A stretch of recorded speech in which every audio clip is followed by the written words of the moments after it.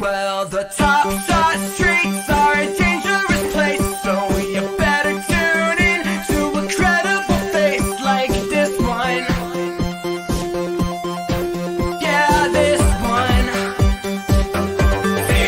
And you know he's not alone, and they're coming in hot. We got a Lake so Stan and a guy who really likes baseball.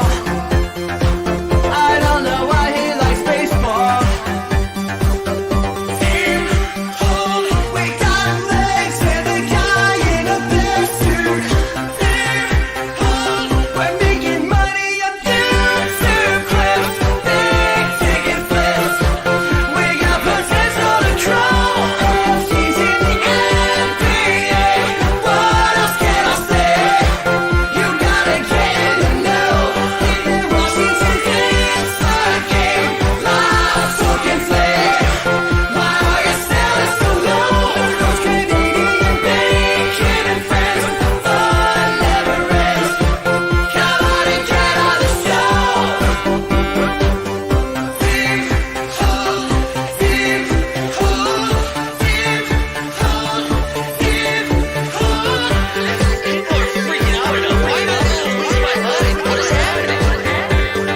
This is not financial advice. What's up, everybody? We are back for the last time this week, and thank the good Lord. It's the Happy Hour Show. We've got our man, Plunge Father, is going to be joining us in just a little bit as we talk about a little bit about the Manti Te'o doc. Garen says, got the keg set up for my draft party, Husker watch party tomorrow. There we go. I like that, Garen. I keep forgetting college football is like right around the corner. You know what? Maybe we do. I need to figure out, you guys can help me. I need to pick a college team to sweat out this year. I think that's what we need. I need a college team to sweat. I went grad school at the University of South Florida, go Bulls, but they have been hot garbage for quite some time. Honestly, since I've left, they've been pretty bad. So maybe I need one. Jump Shoot says we need one wearing a blazer. I get you. We do need one. Utah, I don't think it's going to be the Utes. Who else we got here? JT Collections. Yeah, I'm excited to talk about this Te'o doc. What's up, Schnapper? I see you in there with our man Plunge Father in just a little bit. He's going to be joining us after he coins and bases. Milo says, I'm at the zoo with the fam, but have strong feelings about the rehearsal. The kid that thought Nathan was his father broke my heart. You know what, Milo? That was wild. That was a wild experience, the rehearsal. I went on a Twitter rabbit hole, like a real deep dive, and found I believe it's Remy, the kid's named Remy's mom. And it sounds like Remy's doing well. The mom's doing well. Yeah, I can't tell what's real and what's not. I was so dumbfounded, and I both like loved it and hated it. It was incredible. Garen says, I don't recommend Nebraska. I bet the under on 7.5 wins in Vegas. Garen, is Kevin Forch coming to your watch party? You and Forchy man hanging out? And Forchy's I can't remember if he's a Nebraska fan or if he works at Nebraska. Maybe both. But I need a college team. I do need a college team. But yeah, we'll talk about the Manti Te'o doc. I watched a Big Ten not been nice to the Cornhuskers. I know. I've been the other doc that I watched the And One this week. And it is kind of funny, like the way that was set up, that you're right. Like, they're right. The And One doc just like disappeared. I mean, the And One mixtape just disappeared, and I had like never heard the story about what happened. So it was kind of nuts to be like, yeah, we just sold. And One was sold, and then it was gone. It was gone forever. So that was pretty nuts. That was. But I like nostalgia central. You know what I'm saying? Nostalgia central for the And One. It was good to just hear the professor, which was like my entire childhood. So not because I was the professor, but because I watched it. I also like, man, I thought for sure those guys were getting paid more than they were. It feels like they should have been paid more than they were.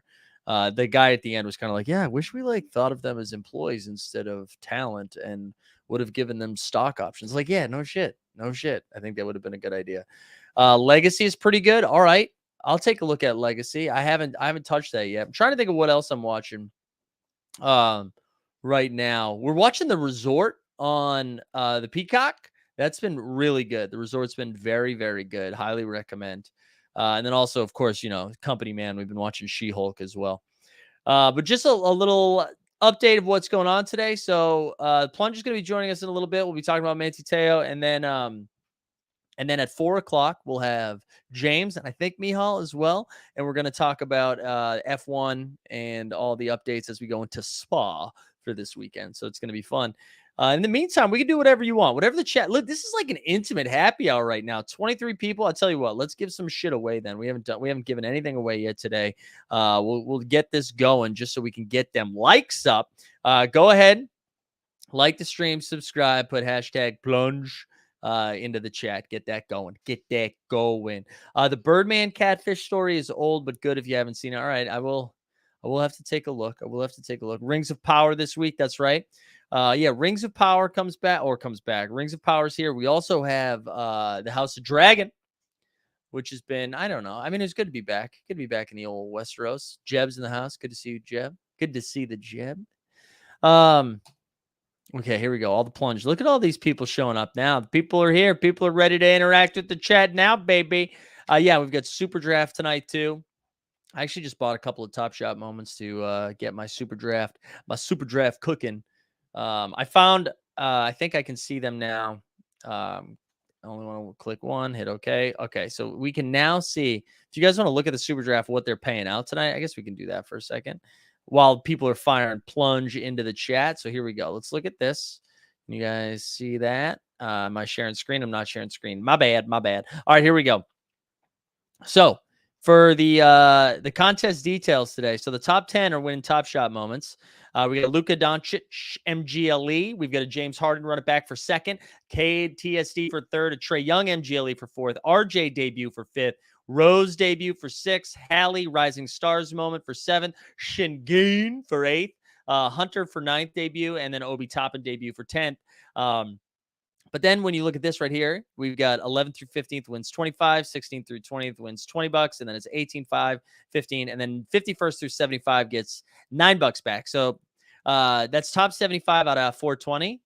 There's 371 entrants right now, so it's close to filling up with a few hours left to go. So don't forget to get your Super Draft lineups in, baby. When European stuff, yeah. You seen the Spider to the Nets rumor mill? No, I haven't. We the people throw that in there. What is the package? Because right, the Nets are without picks. Right, the Nets are without picks. The Rockets are getting all of their picks for like the next 42 years. So, off the top of my head, is Kyrie involved in that?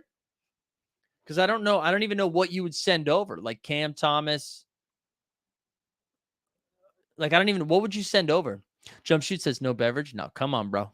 We got a Montauk Wave Chaser right now. Montauk Wave Chaser. That is our official sponsor. So don't you worry about it. We got our drink on. But when you're solo, you're talking a little bit more than you're drinking. You know what I mean? Wait, I need to hear what this spider rumor is. Can you Europeans do any of the free to enter? I think you can. I think you can do the free to enter, Daniel, because they do have a free contest as well where they're giving away packs to, I think, the top 50, maybe. It might be less than that, actually. Yeah, but we've got. Oh, it is blocked. It is blocked for the free ones too. I'm sorry, guys. I'm sorry. But yeah, I got to enter that. I got an OTM Rumble. Need to do that as well. Brandon says, do you need a pretty healthy collection to be able to compete in the paid contest on Super Draft? You know what, Brandon? You don't. You don't. And I'll actually show you what I was looking with right now. So when you look at the guard spots, right? So any Luka will do, any Dallas Luka will do, and it's not based on like a rare doesn't give you an extra boost, a legendary doesn't give you an extra boost. The only extra boost you can see is if you are a full team set holder. So if you own all the Mavericks, Luka gets a little tiny boost on top of it. Tracy McGrady, any Houston Tracy McGrady. The only one that's kind of expensive is James Harden right here because it has to be a Houston moment. So it's either the run it back, his debut, or no, is it his run it back? Yeah, his run it back, his debut, or that other series one moment. You also, like when you look at the forward position, not Tracy McGrady. What was the other one? Maybe it's Carmelo, and there was another guy I'm forgetting. Oh, DeMarcus Cousins is in this as well, and it's the Kings' DeMarcus Cousins. So that one's a little bit expensive as well. So there you go. That's what we're looking at. All right, they're trying to package Cam Thomas, Nick Claxton, and someone else I saw earlier. I don't think that is nearly enough. And like for especially what Utah's been doing, I can't imagine them thinking that is a better deal than what the Knicks have been putting on the table, what a lot of other teams have been putting on the table. That doesn't seem to be enough. Nets can't get Mitchell without trading Simmons due to the rookie extension rule. Okay. Yeah. So maybe Simmons has to be involved in the trade. I don't know. But I don't know. I actually think like I was listening to the Hoop Collective today. And I've kind of laid this out already, but I think it was Bontemps who was laying it out. Or maybe it was, I think it was Bontemps, but was saying like you thinking about that. That's going to be one of the best offensive teams in history, which is a huge if, everyone's healthy. But if they were saying, I think Seth Curry is a 44%, 44% career 3-point shooter. You have Joe Harris, which again, if healthy, a 44% career 3-point shooter. Then you got Kevin Durant and Kyrie Irving, who they don't need to be explained, and then Ben Simmons. Like that kind of like that's a really good offensive team. That's a really good offensive team. And who knows if they can stop anybody like defensively, that might be a problem, but that's a solid squad. So I don't think that Donovan Mitchell trade makes sense because even with Simmons in it, right? Wow, it is absolutely downpouring all of a sudden. But even with Ben Simmons in that deal, I don't feel like does Donovan Mitchell help? Like that just gives them another guard who can't defend. I know Stan Loves is going to show up and be like, dude, seriously again. With the Donovan slander. That's not meant to be Donovan slander, but I just don't. I forgot about Patty Mills too. Patty Mills is deep in the second unit right now. Deep in the second unit. Yeah, I don't really like that deal. I don't like that deal at all. We'll see though. I think the East, man. We talk about this on the 89 Cavs all the time. We talk about it all the time, but the Eastern Conference used to be the Church League. It's a Western Conference now. Does Donovan have a no trade clause? Hold on, let me see this real quick. Let me do some Googling on my own. Also, in the meantime, don't forget, put hashtag plunge into the chat. Let me just see something. Donovan Mitchell, no trade clause. Let's see. What? I wish they would just tell me. I just like. Oh, here we go. Here's the rumor: 3 preferred trade destinations if he were to be traded. I didn't know he had a no trade clause. I didn't think he did because I thought like isn't it like Bradley Beal the only one that has one? Yes, but dude, him and everybody else is like, yeah, I'll go to the Knicks, the Heat, or the Knicks again. I don't know. It's downpouring here too. I feel like New York and Netherlands weather are exactly the same. Is it also disgusting out, Badavine? It is like this is one of the stickiest days of the year. Absolutely gross. Absolutely gross out. Anyways, while we wait for Plunge, what else you guys want to do? What do you guys want to do while we hang out and wait for Plunge? What do you guys got for me? What do you got for me? What other TV have people been watching? Yeah, very sticky today. Fenny gets it. Ooh, we got some thunder. All right. Anybody got any good weekend plans? We've been look at homie Spumoni. I feel like we haven't seen the homies in a while. But he's here for the giveaway, baby. Good to see you, homies. Your pick for the WNBA champs. I think it's going to be the Aces. I like the Aces. Oh, bagged wine only murders in the building. Yes, we've been watching that. The finale was awesome. We loved it. It was really, really good. It was really, really good. Jason Cabrera says, how many streaming services do y'all sign up for? Dude, too many, Jason. Too many. Too damn many. We like name it. Name it, we got it. Name it, we got it. Yeah, Top Shot. Hey, which Top Shot Tesla, dude? What's up, man? I feel like I haven't seen you in a while either. Like all the OGs rolling back.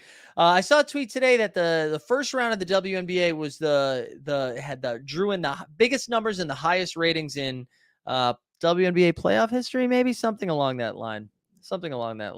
Oh, I haven't watched Prey yet. I know Fenny keeps saying Surface. I haven't gotten there around to that. I thought the And One doc was awesome. I thought it was awesome. I really enjoyed it. I really enjoyed it. It was just, I don't know, it's just like big nostalgia energy, right? Like if you're in this age group, I think if you're in your 30s specifically, like this was like that was all like coming together while you were a kiddo and like while you were, I just remember that being a big deal on ESPN and I remember watching it and I just remember what's his name, Duke. I think his name's Duke, just yelling everybody's name. So it's kind of fun to just be like taken back into that. It's kind of like sometimes when you hear a song and you're immediately taken back to a place in time. That's what that felt like watching that doc. And I've been enjoying it. No, I don't have any and one merch. I didn't have any and one merch. Currently about 1/10 of the size of the MLS deal, and they already have higher ratings. Yeah, not surprised by that. The Woodstock. Now, Garen, the Woodstock. I haven't watched the one on Netflix, but didn't they just do one on HBO? I swear to God, I like just watched one recently. But yeah, that one was nuts. New Swami says, I'm doing a dart tournament in Reno. Okay. Hit me with a parlay for today, man. All right. I don't know. Let me go to work. Let me think about that. I don't even know what's playing. I would just do some future. Well, I guess you probably want to get like that money back right away. I was like, I just put down some Super Bowl bets.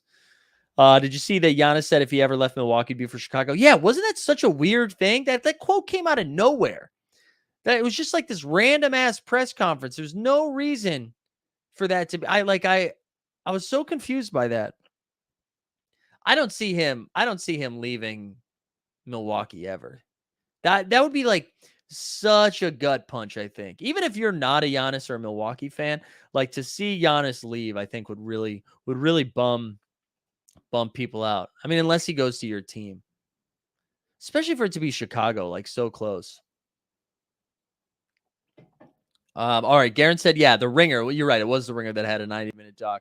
And Netflix is a 3 1-hour episode. Holy shit. Okay. I mean, 3 1-hour episodes. All right. Listen, enough of my garbage. I'm excited to finally dive into the Manti Te'o.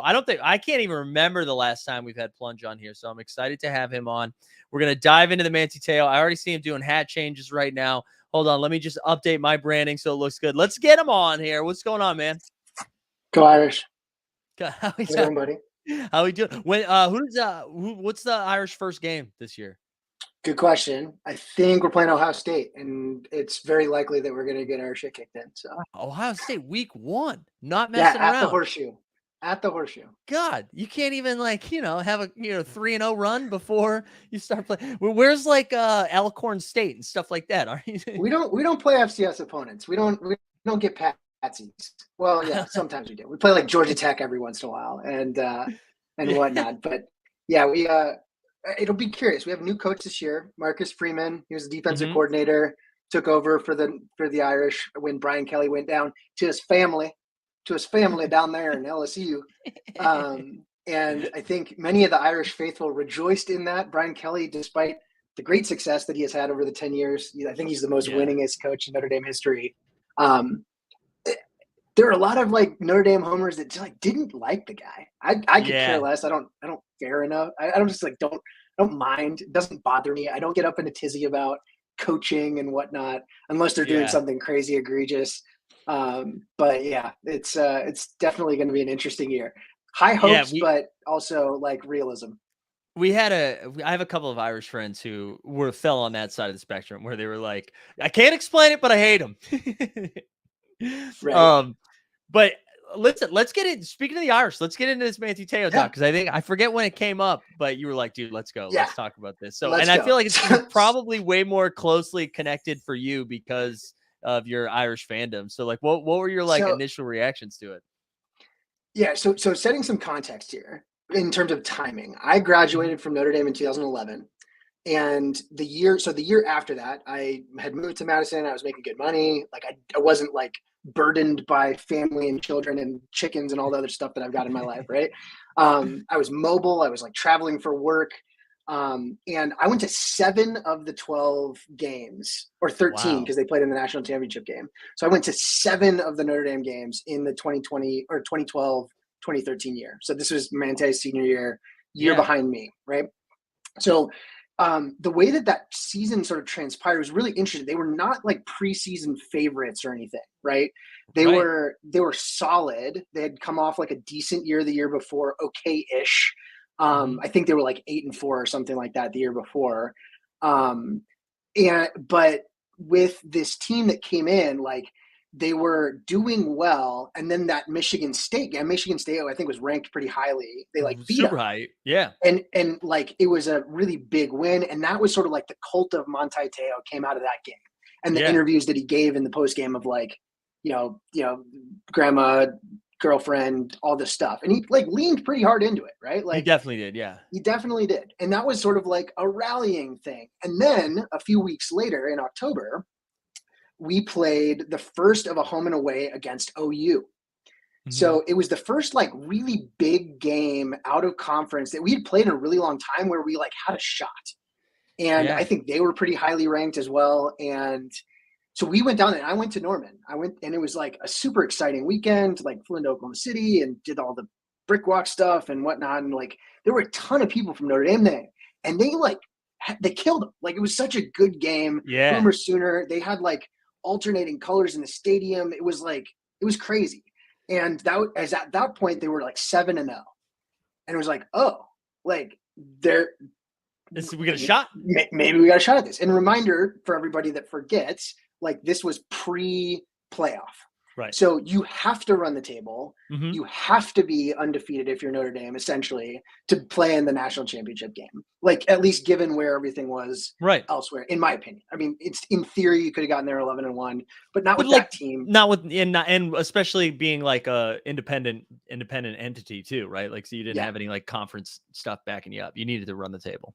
Right. So they run through, they have that Stanford game. Then Stanford comes into South Bend, rain pouring down. I was there, awesome soaked. They have that massive goal line stand. Wherever you stand on like forward progress rolled down, go watch that 5-minute YouTube clip. It is like the most in context now. Yeah. It's like this raw emotion. They stop them on the goal line 3 times. Everybody's going nuts. And it's like, oh, hey, this is actually going to happen. I have never been more demoralized than I was 3 minutes into the game at Hard Rock in Miami in January. I don't think I've ever been lower in my entire life. It was a wrap. 12-0. Everybody spent a bunch of money to go to the, I think I got kicked out of the Clevelander down on Miami Beach. Like it was a mess. And we go to the game. Everybody's pumped up against this Alabama team that has Eddie Lacy and Amari Cooper and just like TJ Yeldon, I think, was on that team, and they had that 2-headed monster. Like they were so good, and we just got curb stomped, and it was bad. And I imagine when you're on a run like that too, you just even though it's improbable, you're like, oh yeah, we just don't lose. Like we won't lose games, and we're definitely not going to get blown out. Like that's not going to happen. Like me, and it was over right away. Right. And delusional Notre Dame fan. Like I'm not one of those guys. I know all of those guys. Yeah. I'm friends with them. They're in my Discords. They're in my Slack groups. Like I was best man in many of their weddings, right? And vice versa. Like I have friends like that. You know what? I think we're going to, I see like one loss in the schedule this year. Oh yeah? Oh yeah, Jim? You do? Like no chance, buddy. But they were all in full force, and you're just like, you can't argue against them. And then you just get curb stomped. And all the stuff that came out around this, it was really interesting. Sort of, I wasn't on campus for it, but I was still super plugged in. I was still paying attention. I think I was like moderating the subreddit at that point, like for Notre Dame. I was like all in, right? Just all these articles and everything going back and forth. And then when it came out, like the Deadspin article drops, social media is still like, it was shifting towards heavier Twitter stuff for a lot of us, but like people are still super in the weeds on Facebook, like really, really in the weeds on Facebook. And so everybody's going back and forth on Facebook, what's happening, everything going left and right. And it was really interesting in the moment. Like I had heard some rumblings from people elsewhere, like, and was plugged in enough on social media to sort of see some of the like, hey, so-and-so is talking about this is suspect, like all this other stuff. And I actually went, after watching this documentary, I went back through, I was like, search for Manti on Pete's Facebook timeline. right? And I went back through and was like, what articles did I repost or leave comments on? And there was only a handful, but the one that I put out there was like this sort of like anonymous blog by some student. It was like, we all sort of saw it coming. There were a bunch of people on the football team that sort of knew something was fishy in the middle of the season. We don't think he like was the perpetrator of this thing, but he certainly played along. Like it was to his benefit to lean into this, right? Yeah. In the moment. And there was no benefit for him to sort of like, you know what, let me quell the you know, the narrative, right? No, maybe, you know what, like I really wasn't that connected to this girl that I said died and was my girlfriend. Like maybe I'll lean a little bit further into this. But the chaos that came out of that after the fact, and like the vitriol that people had, and he's gay and he's hiding it, and he's doing this on his I think it's pretty clear from my perspective after watching the documentary, after all the other investigative journalism that happened after that, like he wasn't in on it. No way. Leaned into it. Yeah. And it's one of those things too, where I can't imagine, like, I think from my side of the ball, it's easy to be like, yeah, he definitely leaned into it. He definitely played into it. But I also like putting myself into that 21-year-old, 22-year-old brain, being like, how the fuck do I get out of this? Like and he even expelled it out a little bit too. Like, what was he supposed to do during like the Heisman interview? Be like, yeah, actually that didn't happen. You know what? Now, actually, I never met her. Yeah. Like, I also love though, just... to push back on him a little bit. I love that he was like, yeah, that it was the only opportunity I had to, like, you didn't have to do it at the Heisman. Like you could have had this conversation beforehand. And you know what's so funny too, that would never happen now, and not because young people are different or smarter or anything, but now I feel like everyone is so social savvy at this point, especially like these D1 athletes who are going to go pro. They have like a team ready to go by the time they're 18. And I just feel like maybe the catfish happens, but the aftermath of the catfish doesn't happen, because it's going to be like orchestrated in a way like, this is how this came out. But I walked away from that just feeling, because I did a similar thing. I went and checked, like, man, did I say anything? Right. Where was I? Where did I stand on this 10 years ago? Was I on camp like, yeah, he's gay? Or not that it matters. But like, where was I 10 years ago? Yeah. And I was surprised that I wasn't as vocal socially, because if I was like how I operate and act online now, 10 years ago, my Twitter would have been just be like fire off takes. Yeah. You'd be like, I just wasn't like that at that point. I'm doing a 24-hour spaces to talk to everyone who's ever went to Notre Dame. Could you imagine? Oh man, and especially if there was anything like public, like, oh man, that would have been awesome to see, like the witch hunt that went out 10 years later. Yeah. I couldn't. I was so happy I couldn't find anything that I said that was crazy, and either that or I was sharp enough like 5 years ago to comb through it and get rid of it. But so I'm curious, after watching it, like, what was your gut? Like 2 episodes in, after watching through, you're like, okay, what is different about your understanding of the situation now? And like, how did you feel about it?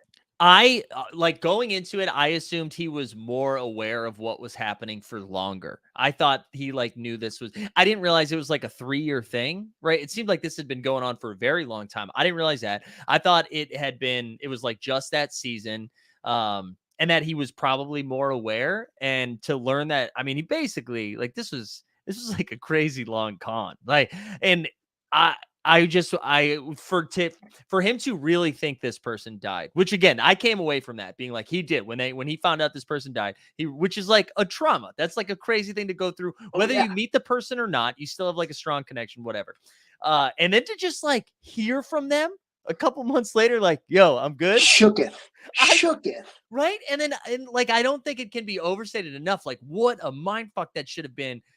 24 hours a day too, not just when the camera's on him and he's playing football. Like, that is, you're eat, sleep, you're living anxiety. Like, that's all you're doing. Right. Yeah. I mean, how do you focus on anything at that point? Like, all of this stuff is a lie. Yeah. And I took away, like, the guy is pretty devout, right? Like, I think Jason in the chat a couple minutes ago said, like, it's insane that he took a last second sign from God, but like, that actually speaks towards his faith, right? Mm-hmm. Like, he was, and this person, this now Naya, formerly Ronaya, like, preyed upon that pretty heavily. Absolutely. And I remember a lot of the reporting around that time, sort of like trying to explain how the dynamic could have gotten to where it was. Mhm. What stood out to me was like that they prayed a lot together, they shared Bible verses together. Right. Like there was a lot of sort of like faith-based stuff, which Mhm. or only further ties people together and Absolutely. all that fun stuff. So it's like, okay, this is someone who's devout. It's probably easy, even though he is a star athlete at at a big name school, it's Mhm. probably easier for him to have a girlfriend somewhere else that he can like participate in his faith with Right. without that as an excuse for having to like turn down other stuff. Like that's Mhm. a good thing to have in your back pocket too. It's probably a crutch for him in many ways. Yeah, I would Um, imagine. so I walked away from it with that, and it was so interesting to me. Sort of like that long con. I think a lot of it had to do with like this is the faith of this person, like independent of the romantic stuff, Right. because that romantic stuff, whether it's intimacy or feelings of emotion or whatever, like you bear that out in person. But when you're sharing struggle, you're sharing context, you're sharing Yeah, faith, it just like deepens the bond. And I think it like creates a more susceptible person to duping, right? Like, why absolutely. would this person of faith that's sharing all this stuff with be trying to hurt me? Like that would Right. never enter your mind. Right. No, because this is It's part of God's crazy. plan. Part of God's plan. So like this is supposed to happen this way.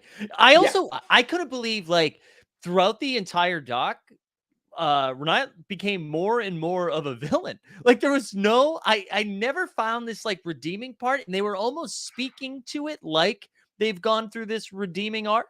Yeah. And I was like, "Oh, I haven't gotten there." Yeah. I don't think that that is the case. And I think like that might be like the first trans villain we've seen in content, right? Like, because that's not something that, and I Yeah. don't mean because they're trans, but like this is the first Yeah. time we've seen that on the screen, which was like kind of wild in general. Because I kept waiting for that.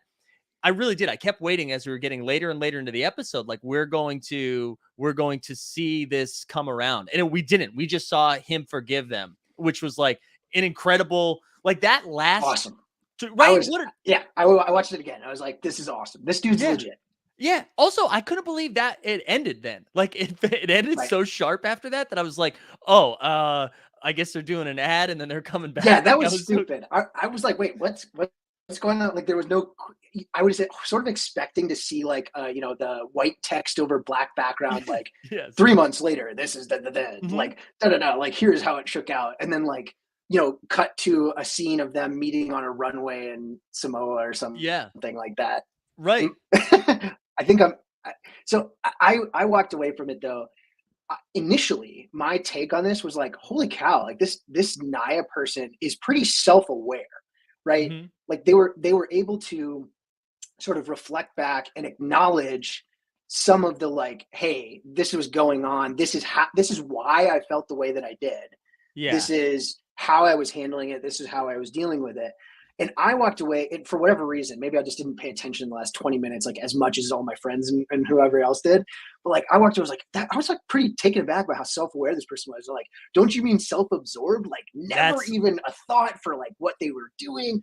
And I wonder how much of that is editing right. versus how much like I would love to get the full 3, 4, 5 hour interview or whatever. I would just love to watch the raw Yeah. footage of like all of the stuff that they talked about and like then what they chose to include, Mhm. which I think now, having sort of like rethought it, like actually painted this juxtaposition between someone going through this development as a person and finding out who they truly are and Right. all of that, but it's at the expense of this awesome other person. Mhm. And there isn't really an acknowledgement that that person really fucking hurt that other person and all these other people around it. Like Right. there was some sort of like acknowledgement, not really though. Like Well, never said sorry to the degree that I would have expected. Like it was sort of bizarre. yeah. And So in I think in looking at it now, it's different.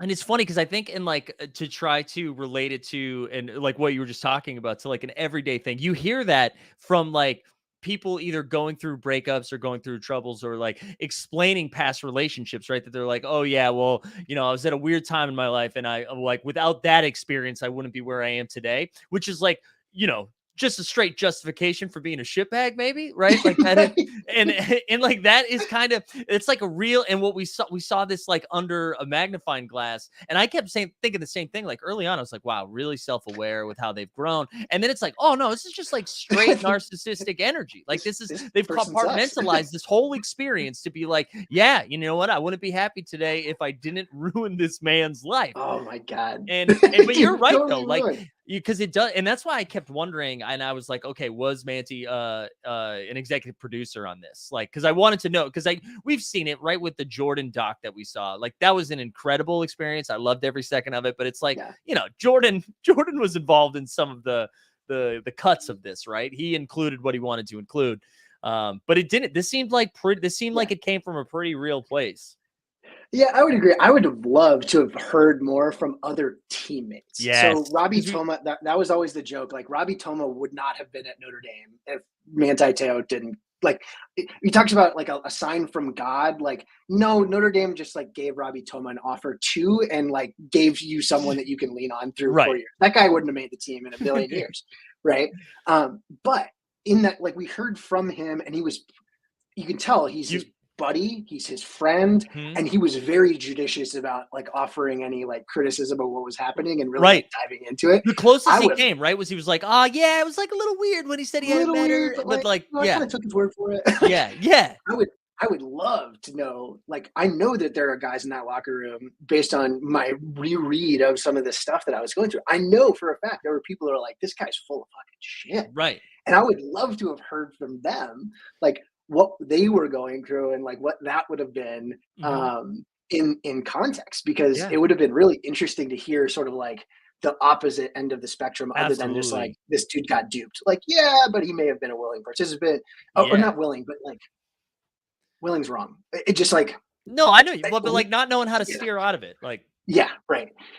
So I just, it's such a bizarre situation, but I will say the like Manti Te'o, number 5, like he is a Notre Dame legend, total Notre Dame legend.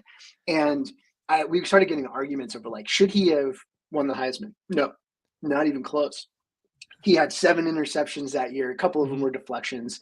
He only had like 115 tackles or something like that. But like, if Manti Te'o in the context, because it really is, I think of it as like, oh, it's an award that like, you know, awards someone who's like statistically important, but really it's a story award. Yeah, like, absolutely. Captures and like it just so happened what the year was. Right. And like, if he didn't win it that year, like there's really no chance for anybody that is a defensive only player to like win the Heisman. Like it just like, there isn't a better lineup of that sort of confluence of things coming together with like I think it's less statistically important than other people do, that like a linebacker in the middle had 7 interceptions in a season, but like, it's really bizarre. But that said, like he's got like crazy records at the school. Everybody loves him. There were like number 5 jerseys were like massive. And I think people forgot to like that year, Everett Golson was the quarterback in Notre Dame, and he also wore number 5. So like, there's this generation of kids that grew up like that are 5 to like 12, you know, before you're in high school, that like, they all had number 5 jerseys, because it was either you liked Everett Golson or you liked Manti Te'o, and then like both of them had the same number at the same time on the same team. So yeah, they sold like a quadrillion number 5 jerseys that year.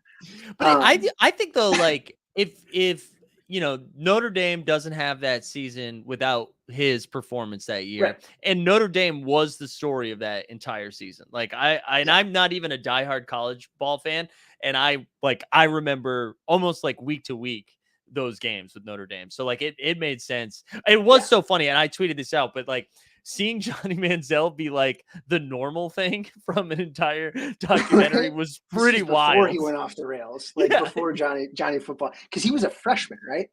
I think so. Yeah, I think he was a freshman. So he had one more year until he got crazy. Like he had one more year, and he was on the stage, and I forget who won. It was like RG3 that won it the year after, or whatever. Or no, who won it a year after? I forget.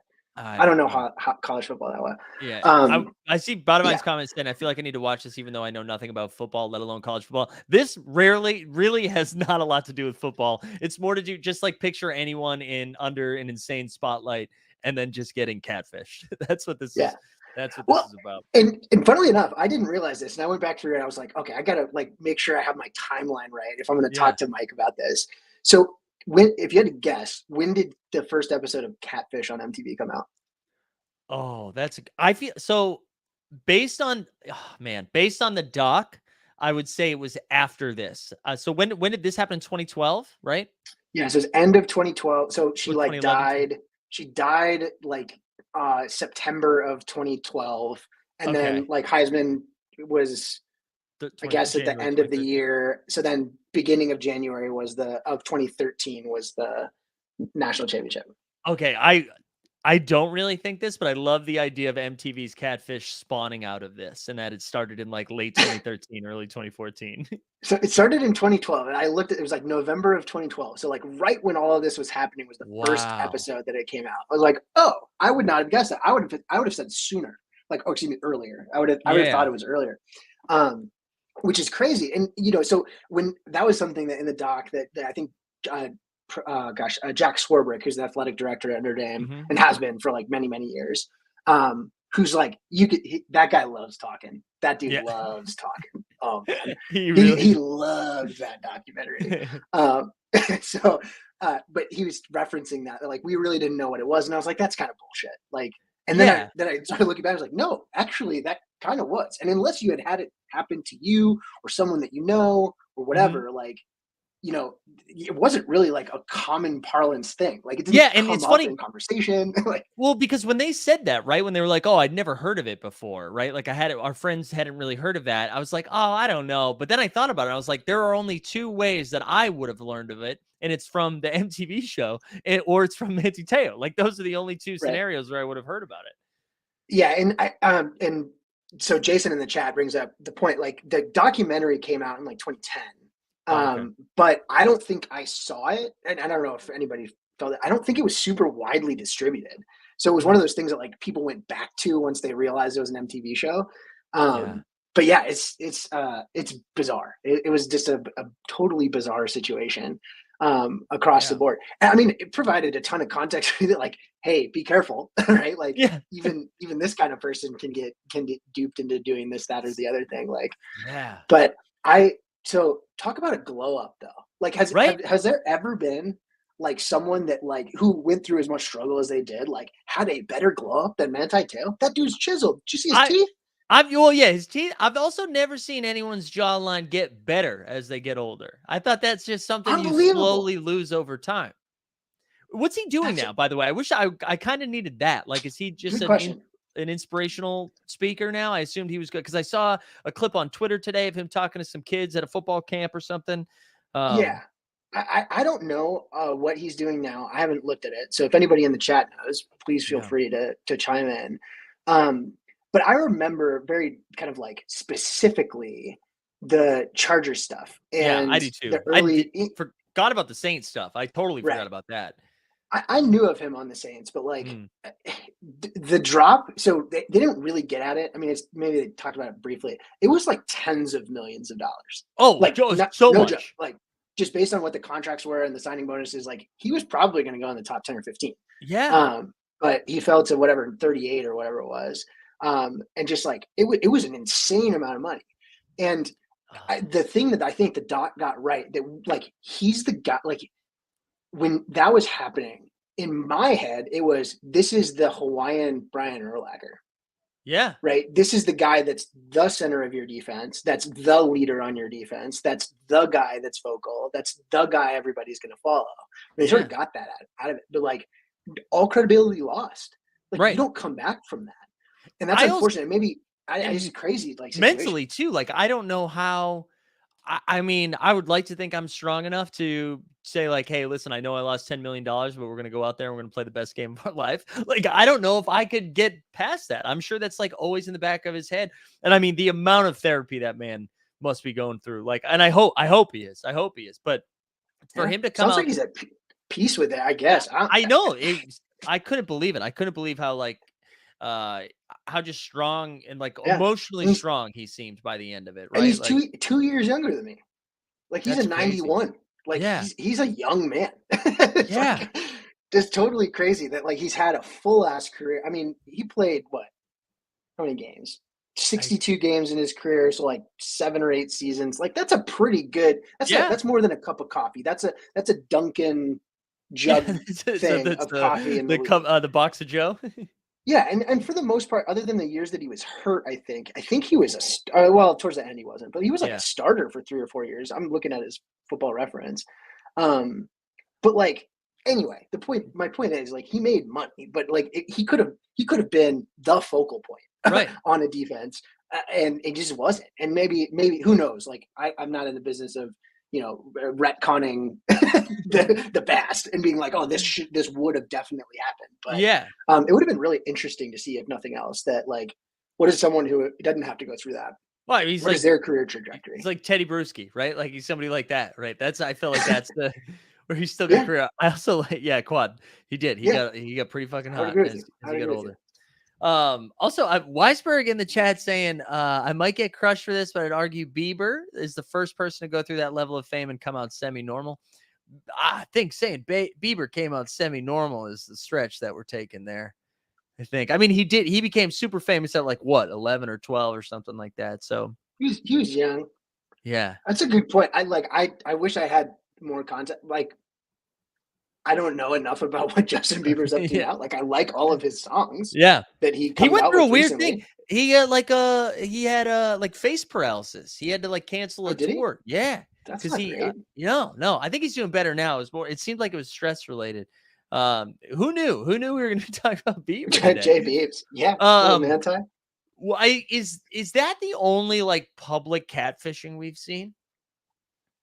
I mean, outside of the show, like I can't remember another celebrity or famous person, or again, maybe because of the age that we're in right now, that just gets squashed. Yeah, I'm sure that I've heard of things. It was certainly the biggest. Yeah. I would think. Like, I'm sure we don't hear a lot about some of them because there's like lawsuits and That's true all sorts too. of like, hey, this person and blackmail and like legal stuff. Like, I don't know. Good true. question. I'm gonna have to Google that after this. If anybody knows, if anybody got a high profile catfishing situation. Well, and all the famous people are on fun. dating apps that are like for famous people too. So there's like levels. Is that a thing? Yeah, I think it's called I heard it mentioned Raya. I think it's called Raya. This is a thing? Yeah, the only reason I know this is in New York there are people so like high worth. Yeah. So kind of get it's like the Saudi princes, like, hey, this guy likes to get he's like shit on his chest and all that. Yeah. Wait, hold on. Iggy Azalea was catfished? Fun fact. By her own mom? All right, now are we just throwing things into the chat so I'll share them? That's tough. So should we do like just a Wikipedia reading and go figure it out? Yeah. So this is the second time this came up too. But the Birdman catfish. I heard there's a YouTube doc. So that might be Birdman. I'm gonna have to. I'm like on the hunt now. Yeah, I am too. Did you watch have you watched any of those other Untold docs that the series they're rolling out? I have not. So to be honest, the ad like turned me off from it. I was like, damn, like you just shoved that down my throat. Like I feel like that was a lot. A non-consensual ad. Like, I didn't sign up for that. I will say the And one was pretty good. And then I'm excited. There's not enough content on Tim Donaghy. Like I will listen to every podcast. Yeah. I will read every story about Tim Donaghy from here on out. That is the best, because that sounds like Tim Donaghy took a fall for the NBA. Like it sounds like snippet did. Yeah. Yeah, it did. This guy, Tim Livingston, I actually think he works for Underdog now, which I didn't know, but he produced a podcast that was called, oh God, now I'm forgetting what it's called, but it was about Donaghy, and it was like the way they dig into it. It's like I'm not sure if the NBA was in on it, but the NBA was definitely squashing it so that other people didn't get lit up in that. So I'm in it. I'm in for Donaghy content. And there we go. Right on cue. Poker Pro Eric saying the Kings got screwed. Hey, Poker Pro Eric. I grew up. I wouldn't call myself a Kings fan because like I went to a handful of games, but I grew up in Stockton, and you didn't root for the Warriors in the late 90s and early 2000s because they were trash. and they played at the Oakland Coliseum, which was trash then and still was until they moved to the city. But like Arco was a hopping in the early 2000s, baby, hopping. Yeah, it was with Mike Bibby, the old Bibs. Mike Bibby, Bobby Jackson, Vlade Divac, Yeah, Peja Peja, Stojakovic, dude. J.C. Williams, Chris Webber, Doug, whatever his name is. Doug Christie. Doug Christie was on those teams, I man. think he's calling games for the Kings now. My Oh my God. my roommate in college is Bosnian. He's my best man at my wedding, and we were on a rec team together, like an intramural team. And I used to yell Peja every time he would shoot a three, and he like Hey, really liked yeah. he liked it I've for a seen your while. stroke. I'm It's yeah, into we it. got it. We still got it, but he liked it for a got it. while, and then he was had a bad shooting day, and he got real pissed when I was calling him Peja. It's like I'm Bosnian. I'm not, it's different. But it's like I had a moment where I was like, wait, is it Hito Turkoglu? Is that same guy? No, different guy. Okay, cool. Hidu was wild, right? Because Hidu, I think, Yeah. didn't he eventually get suspended for steroids, and then he Good turned like question. he's like Couldn't tell you. alt right in Turkey now. I think he's got a weird 2000 trajectory. 2006 to about 2015 NBA, I'm like very fuzzy on. Yeah, Like I paid attention when I was in high school and then like coming into college, but then until like the last couple years, I didn't really care enough about the NBA to like pay attention. And then we started doing like so I started the Plungers like fantasy thing. We started doing more NBA related stuff. So I like got back into it. And I was in Milwaukee or Madison, so Bucks are close. I didn't have a particular tie to the Kings. And funnily enough, like I'm a big LeBron guy, so I rooted against the Warriors every time they played them. Like I wanted LeBron to win those championships. So I always had this weird thing where it's like I like the Warriors or the idea of the Warriors, kind of, but I like never actually rooted for them. So I just felt like being a Bucks fan. Wait, So, I don't think I knew the origin. I don't think I knew the origin of the Plunge was fantasy related. Oh yeah, man, dude, we started a fantasy sports betting league like 2017 early, and it was like college guys from Notre Dame, people from California that I grew up with, people that I worked with, and the idea was me and my buddy decided like, hey, we're sick of just playing fantasy for like football, and that's it. Yeah. Why don't we do a decathlon? Like we'll just do events, all sorts of different stuff. So we got 14 guys in. We did a year-long thing. We did NFL. We did NCAA. We did March Madness. We did Winter Olympics. We did like Triple Crown horse racing. We did Wimbledon. We did I love pick 'em for college, pick 'em for football, fantasy stuff, like fantasy football. We did NBA, we did hockey, we did baseball, like literally every single thing you could think of. I love this. Over the course of the first year, we did 20 events, and 20 events is way too many events. Yeah, so it's pared down now. It's like 16 in the official Plungers competition. We have a golden plunger that goes around. I love it. There's like 30 plus guys that are in the actual event by event thing, and then there's like 60 more that are in the Slack group. It's sort of just like between 25 and 45-year-old dudes who like sports support group. So and that's how I got into Top Shot. It was like there was someone in there that had gotten in like their September October timeframe in 2020 and then forgot about it. And then when Bales wrote the article on the 15th or whatever of January, was like, oh shit, I forgot I had these. And he had like a bunch of S1 rares that like he ended up making like a big bag on because he totally forgot about them. And then all of us rushed in, and the rest is history, because I like started a Twitter account and started doing analysis and started doing Twitch stuff. And so that was the genesis of the Plungers is like 5-6 years ago, and has carried forward because my name in the Slack group has always been Plunge Father. Oh, that's awesome. I had no idea. Yeah. Love it. Look at that origin stories. There you go. Origin stories. That's what it's all about. I'm sure this wasn't the exclusive, but I'm glad you felt like it was, Mike. It's been a minute. It's been a minute since telling that story. That's for sure. Yeah. Well, dude, thanks for doing problem. this, man. This was Happy a blast. hour, baby. Yeah. Happy Friday. Happy hour Friday. I'm also down anytime anyone watches anything good and they want to come on and talk about it. I'm always happy to do that instead of talking about like floor prices for a little while. It's always a good time. Yeah. Well, hey, we'll just do a round robin. You pick, you tell me when, and I'll be here. Oh, hell yeah. Anything you need to shout out, plug, or anything? Any Plunge plugs? No, I can't talk NFT stuff on stream, so Oh, things that's are good. right. Cool. Oh, we'll plug the happy hour. No, I will say this. So I work at Coinbase. I work on the NFT platform there. It's like going well. It's plugging along. We had a drop today for auctions. That was our first like auction thing. Pretty cool. Bill Murray dropped next week, another one, which is cool. They did a successful drop on the front end of it, and there's going to be some auction stuff. So look into that. Yeah. There's a handful more of projects coming out. Like Wu-Tang Clan's got a 10K PFP project coming out in a couple Oh, weeks. no kidding. So yeah, there's lots of cool stuff. So if you haven't, definitely take a look at Coinbase NFT. It's like still there, and we're still plugging along and still having There fun you doing go. it. So Nice, anyway, man. but it was Well, good dude, talking to you, man. I'll leave yeah, it. you leave it too. be. Always love having you on, man. right. We'll hang soon. Sounds good, man. Talk to All you right, soon. later, Plunge. Shout out Plunge. That was great. That was a good time. We're gonna transition a little F1, little vroom vroom in a second here. I'm gonna do a quick video drop though. A quick video drop so that way I can replenish a drink here. So I'm gonna give you a little Dear Roham, and then our boy James is gonna join. We might see Mihan in a little bit. So stand by.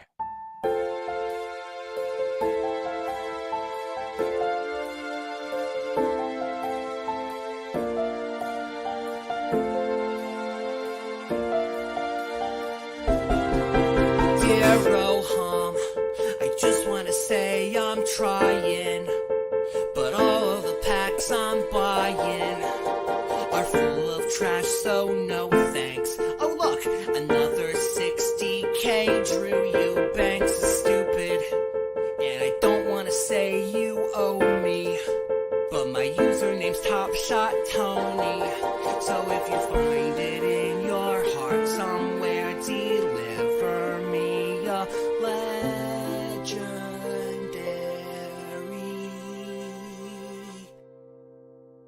moment.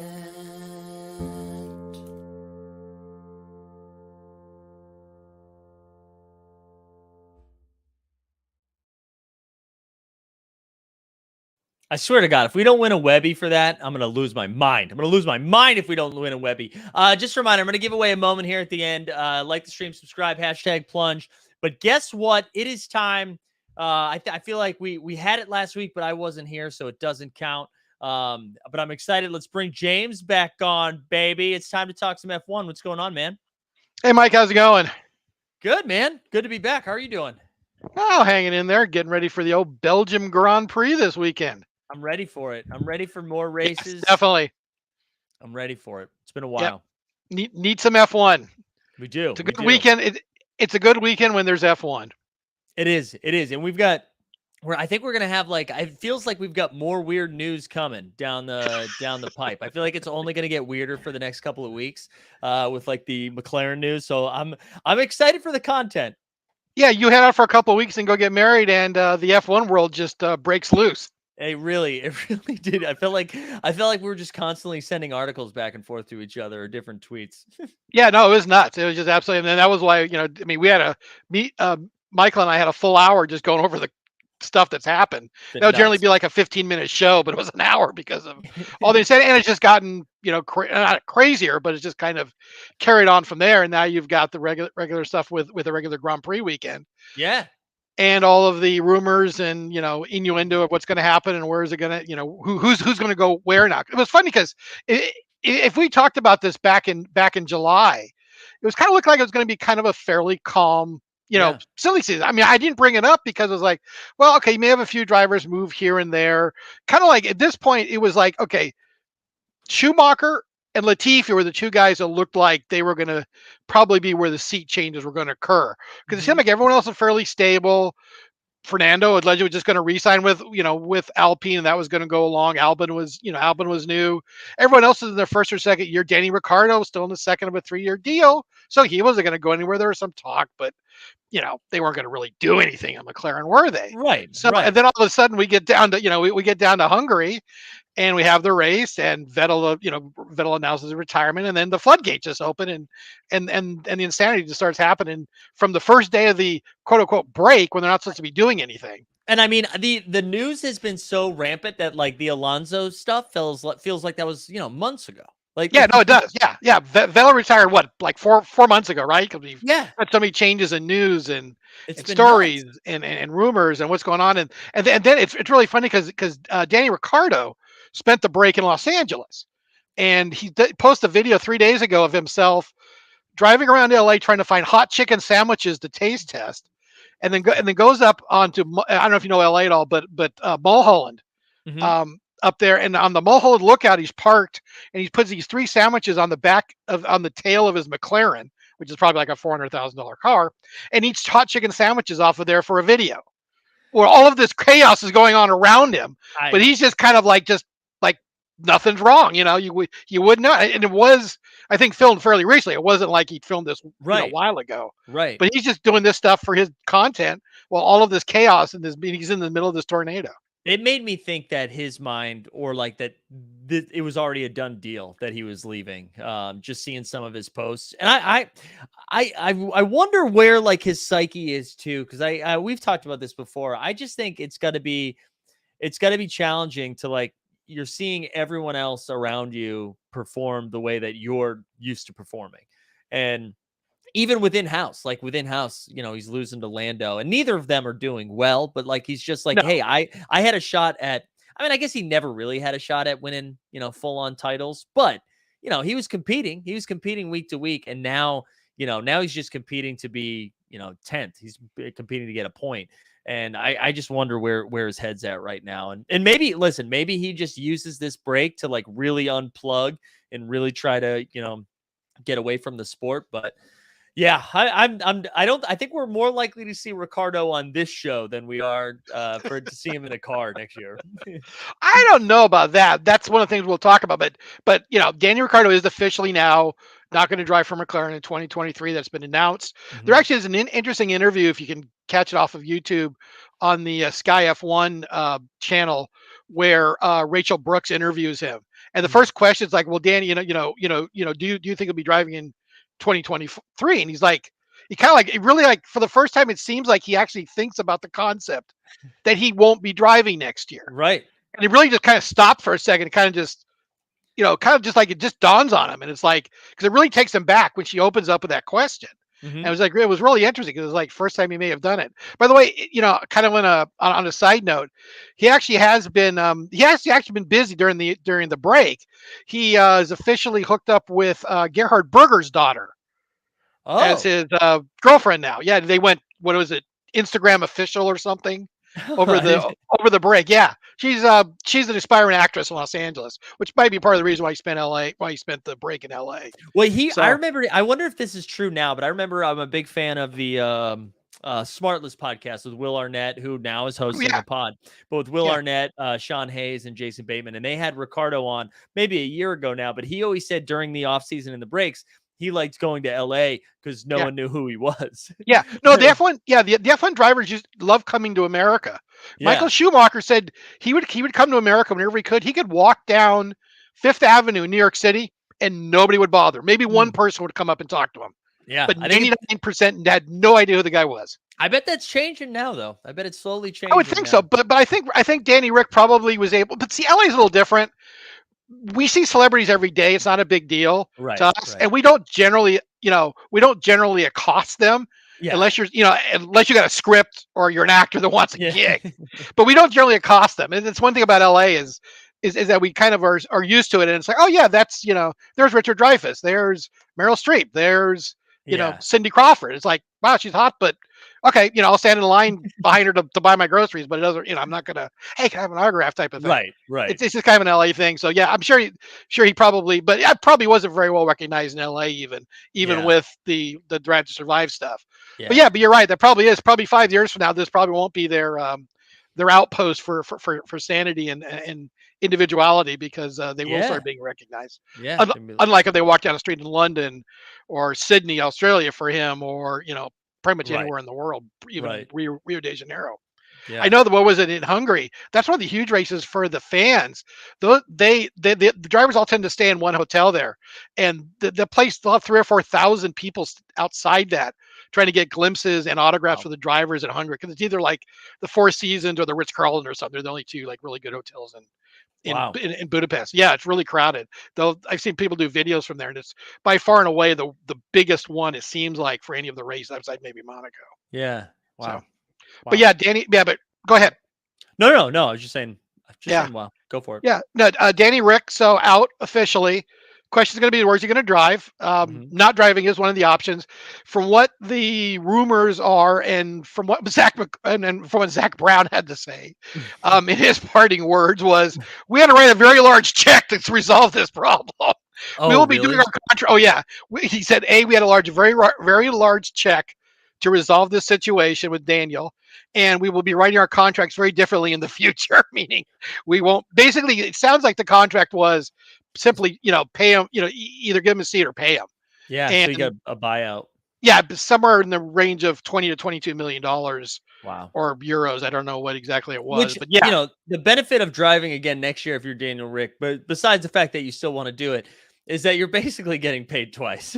Like whatever yeah. contract he gets is just kind of like free money Well, considering there's that yeah, McLaren's and paying up. the other question might be on that is they might have they if they had some brains they wrote the contract, Yeah. even though it seemed like it was a pretty one-sided contract for Daniel, was that there hopefully was a stipulation that that money is against whatever you earn next year. Okay. So if you do Gotcha. go to Alpine, now I don't know that if they were smart, they Yeah. would have done that. So they don't pay him 21 million, and then Alpine pays him 4 million. Right. So like you said, he basically double dips next year. Right. And I bring up Alpine because to me, that's the best available seat for him right now. And it would just set up such a great story, thrown out of McLaren by the Mhm. Alpine protege who doesn't want to drive for Alpine. He goes to McLaren. Daniel Ricciardo takes the seat that would have been his. It's just, I mean, come on. Could Drive to Survive put together a better, storyline than that? No, that sounds fantastic. Wait, did McLaren already confirm who their driver's No, going to they be? haven't. Oh, okay, That's okay. still that. I was going to get to that. That's still up in the air. They have not confirmed that it is Piastri. Now, what's going to happen is Alpine says they have a valid contract.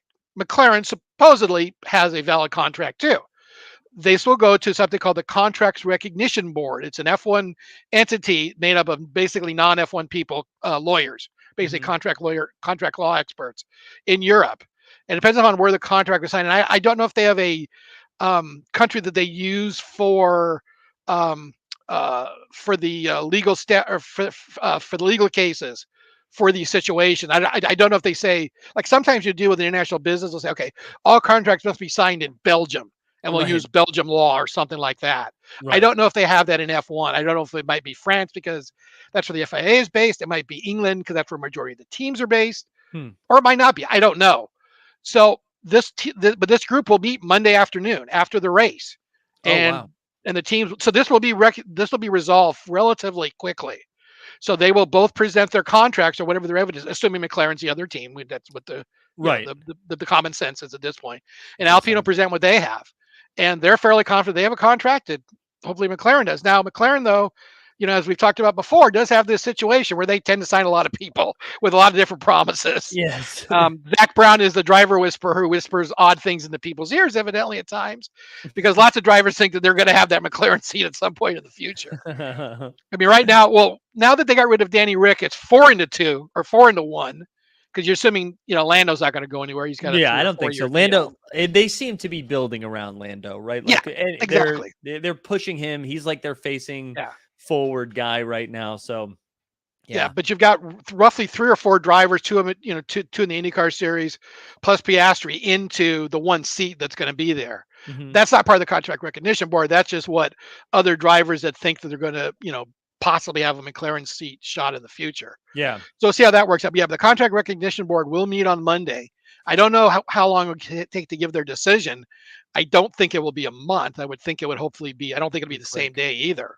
I would hope within 10 days, 2 weeks. I would think so. It'd be pretty quick. Because I mean, they have to start going down the road whatever happens. If Alpine Mhm. doesn't get the driver, well, then McLaren has an opening, and then McLaren's got to figure out, well, who's going to sit in that seat next year. If Alpine loses and McLaren does have a valid contract, then Alpine's got to continue down the road to figure out who they're going to put in the seat So next year. it is kind of hard to speculate on Danny Rick until like Correct. that seems to be the first domino that needs to fall, right? Yeah, because obviously McLaren's paid him off. If they somehow lose this and the board says no, Alpine's got a valid contract. Sorry, McLaren, you don't get him. So let's speculate on that for a second. Say Yeah. that is what happens, right? And he goes to Alpine. So Danny Rick's obviously not going back to McLaren. What do you think McLaren does with that second seat? Well, that's a good question because you have a guy who is obviously not, I don't think Piastri is well received right now, but oddly enough, he is still under contract this year. He is spending this weekend in the Alpine simulator doing Right. work right now, and will be up to the wee hours of the morning doing simulation work based upon the results from the day and the feedback the engineers have put in as far as changes they're going to make before FP3 tomorrow. So Yeah. he's still working for Alpine. Whether at this point, if Alpine wins, do they want to keep him? McLaren wants him. Do they trade him in a sense or sell him to McLaren and say, look, we wanted the guy. Obviously, he doesn't want to be here. We don't want to make him drive here. Right. We'll send him over to McLaren and you guys can have them. So then Alpine's then got an open seat and McLaren's problem is resolved. But like you said, if that doesn't happen, it goes back to Alpine. They somehow, find ways to, they find ways to, smoke a peace pipe or something or whatever they do. And they, sorry for the bad, for the cultural appropriation there, but they find a way to make peace and everyone's happy and they have a, group, kumbaya group hug moment. And he goes back there. What does McLaren want? I mean, what does McLaren get for a driver? They, in a sense, could theory cut a deal with Danny Rick and bring him back and not, basically say, okay, God. Can you well, they imagine? I mean, who else you've got out there? You've got a lot of drivers. Mick Schumacher, he's probably going to be on the market. Probably not McLaren's first choice. Yeah. Oddly enough, though, Ocon has said, he would love to have Mick Schumacher drive with him next year.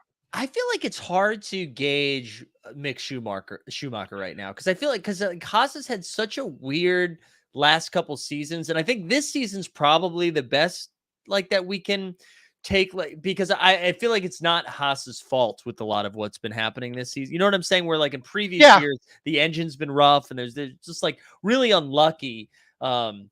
I feel like Mick still has somewhat of a ceiling as a driver. I don't know. Well, he's still part of the Ferrari Academy, so Ferrari still, in that sense, has say in where he goes. I'm sure if he did want to go to Alpine, they would probably let him go there because it's not obviously a Ferrari powered car. Right. So that there is that problem or situation also. There's also been talk that, well, if Alpine wants to go with somebody else, that Danny Rick could go to Haas. Mm-hmm. But, at his point in his career, he's pushing 36. Yeah, he would be a good asset to Haas, but would Haas give him what he wants that would get him back into a top-rated team in 2024? And you say that, but then not. We saw where Alonso went, and that one didn't really make sense for an aging star either. No, but that's probably more of a De Niro problem. That's probably a money thing, I would think, because he claims he was sold. I mean, he claims that he was, they sold him. They sold him on why, and they probably compensated him well for it. Yeah, I'm sure. But they sold him on why he should come to Aston Martin. Yeah, to me that makes no sense because they're going to have to really rocket up the charts on the technology scale and on the design scale to get where Alpine is right now. And Alpine is fourth. Right, and Haas doesn't have money to get Rick. Like Haas is usually not rolling in it when. No, he's going to be doing it for a few $1 million a year because it's going to be his opportunity, right? As his last chance, right, to prove that he really is the guy that was at Red Bull and really could be someone that you would want to bring back into your team. I will say 2024 for content purposes, getting Gunther and Ricardo in the same room would be a lot of fun. That would be an interesting. Yeah, actually, Gunther did good today on the Sky broadcast. He went like 2 minutes and 20 seconds without throwing an F-bomb out there, which may or may not be a record. We're not really sure yet. So, but yeah, because they're really hesitant to put him on the air because he's always like, "Oh, geez, when's the F-bomb going to come?" But yeah, no, we're getting. Yeah, I mean, again, we're the contract recognition board. That's going to be the first thing. Mm-hmm. That's kind of the gating factor right now for moving forward and all this. When that gets sorted out, and then however that's decided, whatever the effect is, and whatever the actions are that after that evolving Piastri and where he finally sits in 23, then you can start slotting the drivers in possibly. Now I know that Alpine has said that Otmar has said that they've gotten, I think, somewhere between 7 and 12 calls from drivers that are interested in that seat. So there's not going to be a problem with them, testing people or well, not testing. It's hard to do, but Yeah, they're going to have a problem of applications that are looking for that. Say no word of Danny Ricciardo was on that. Then that interview that he did with Sky, he was asked that. I mean, she was very, very she was very, in depth with the questions as far as would you go back to Alpine? You think Alpine would take you back? And evidently, the people that were there are no longer there, and that's true for the majority of the people that ran Alpine at that time Mm, are gone. They all got cleaned out when Renault became Alpine, right. and they have different management now. There are some people in the technical team that are the same. They were not happy when he left because they thought that they were going to be building around him for a long time. His contract was up. He was he was allowed to leave, but they didn't. They thought that he was going to be their driver of the future, and then he bolted after their 2 years and the contract was up. So he said he would go back because I'm sure he recognizes that's his best opportunity, and Yeah. he hopes that they would take him back. And Otmar is kind of like, well, we could consider. We've got a number of drivers that are, in the 7 in to the 12. mix. 7 to 12, yes. I don't know or it could be 13 or 6, depending on whether Danny Rick's one of them Yeah. or not. So again, that's if they don't wind up getting Piastri back and they don't decide to keep Piastri. So Man, it's gonna go ahead.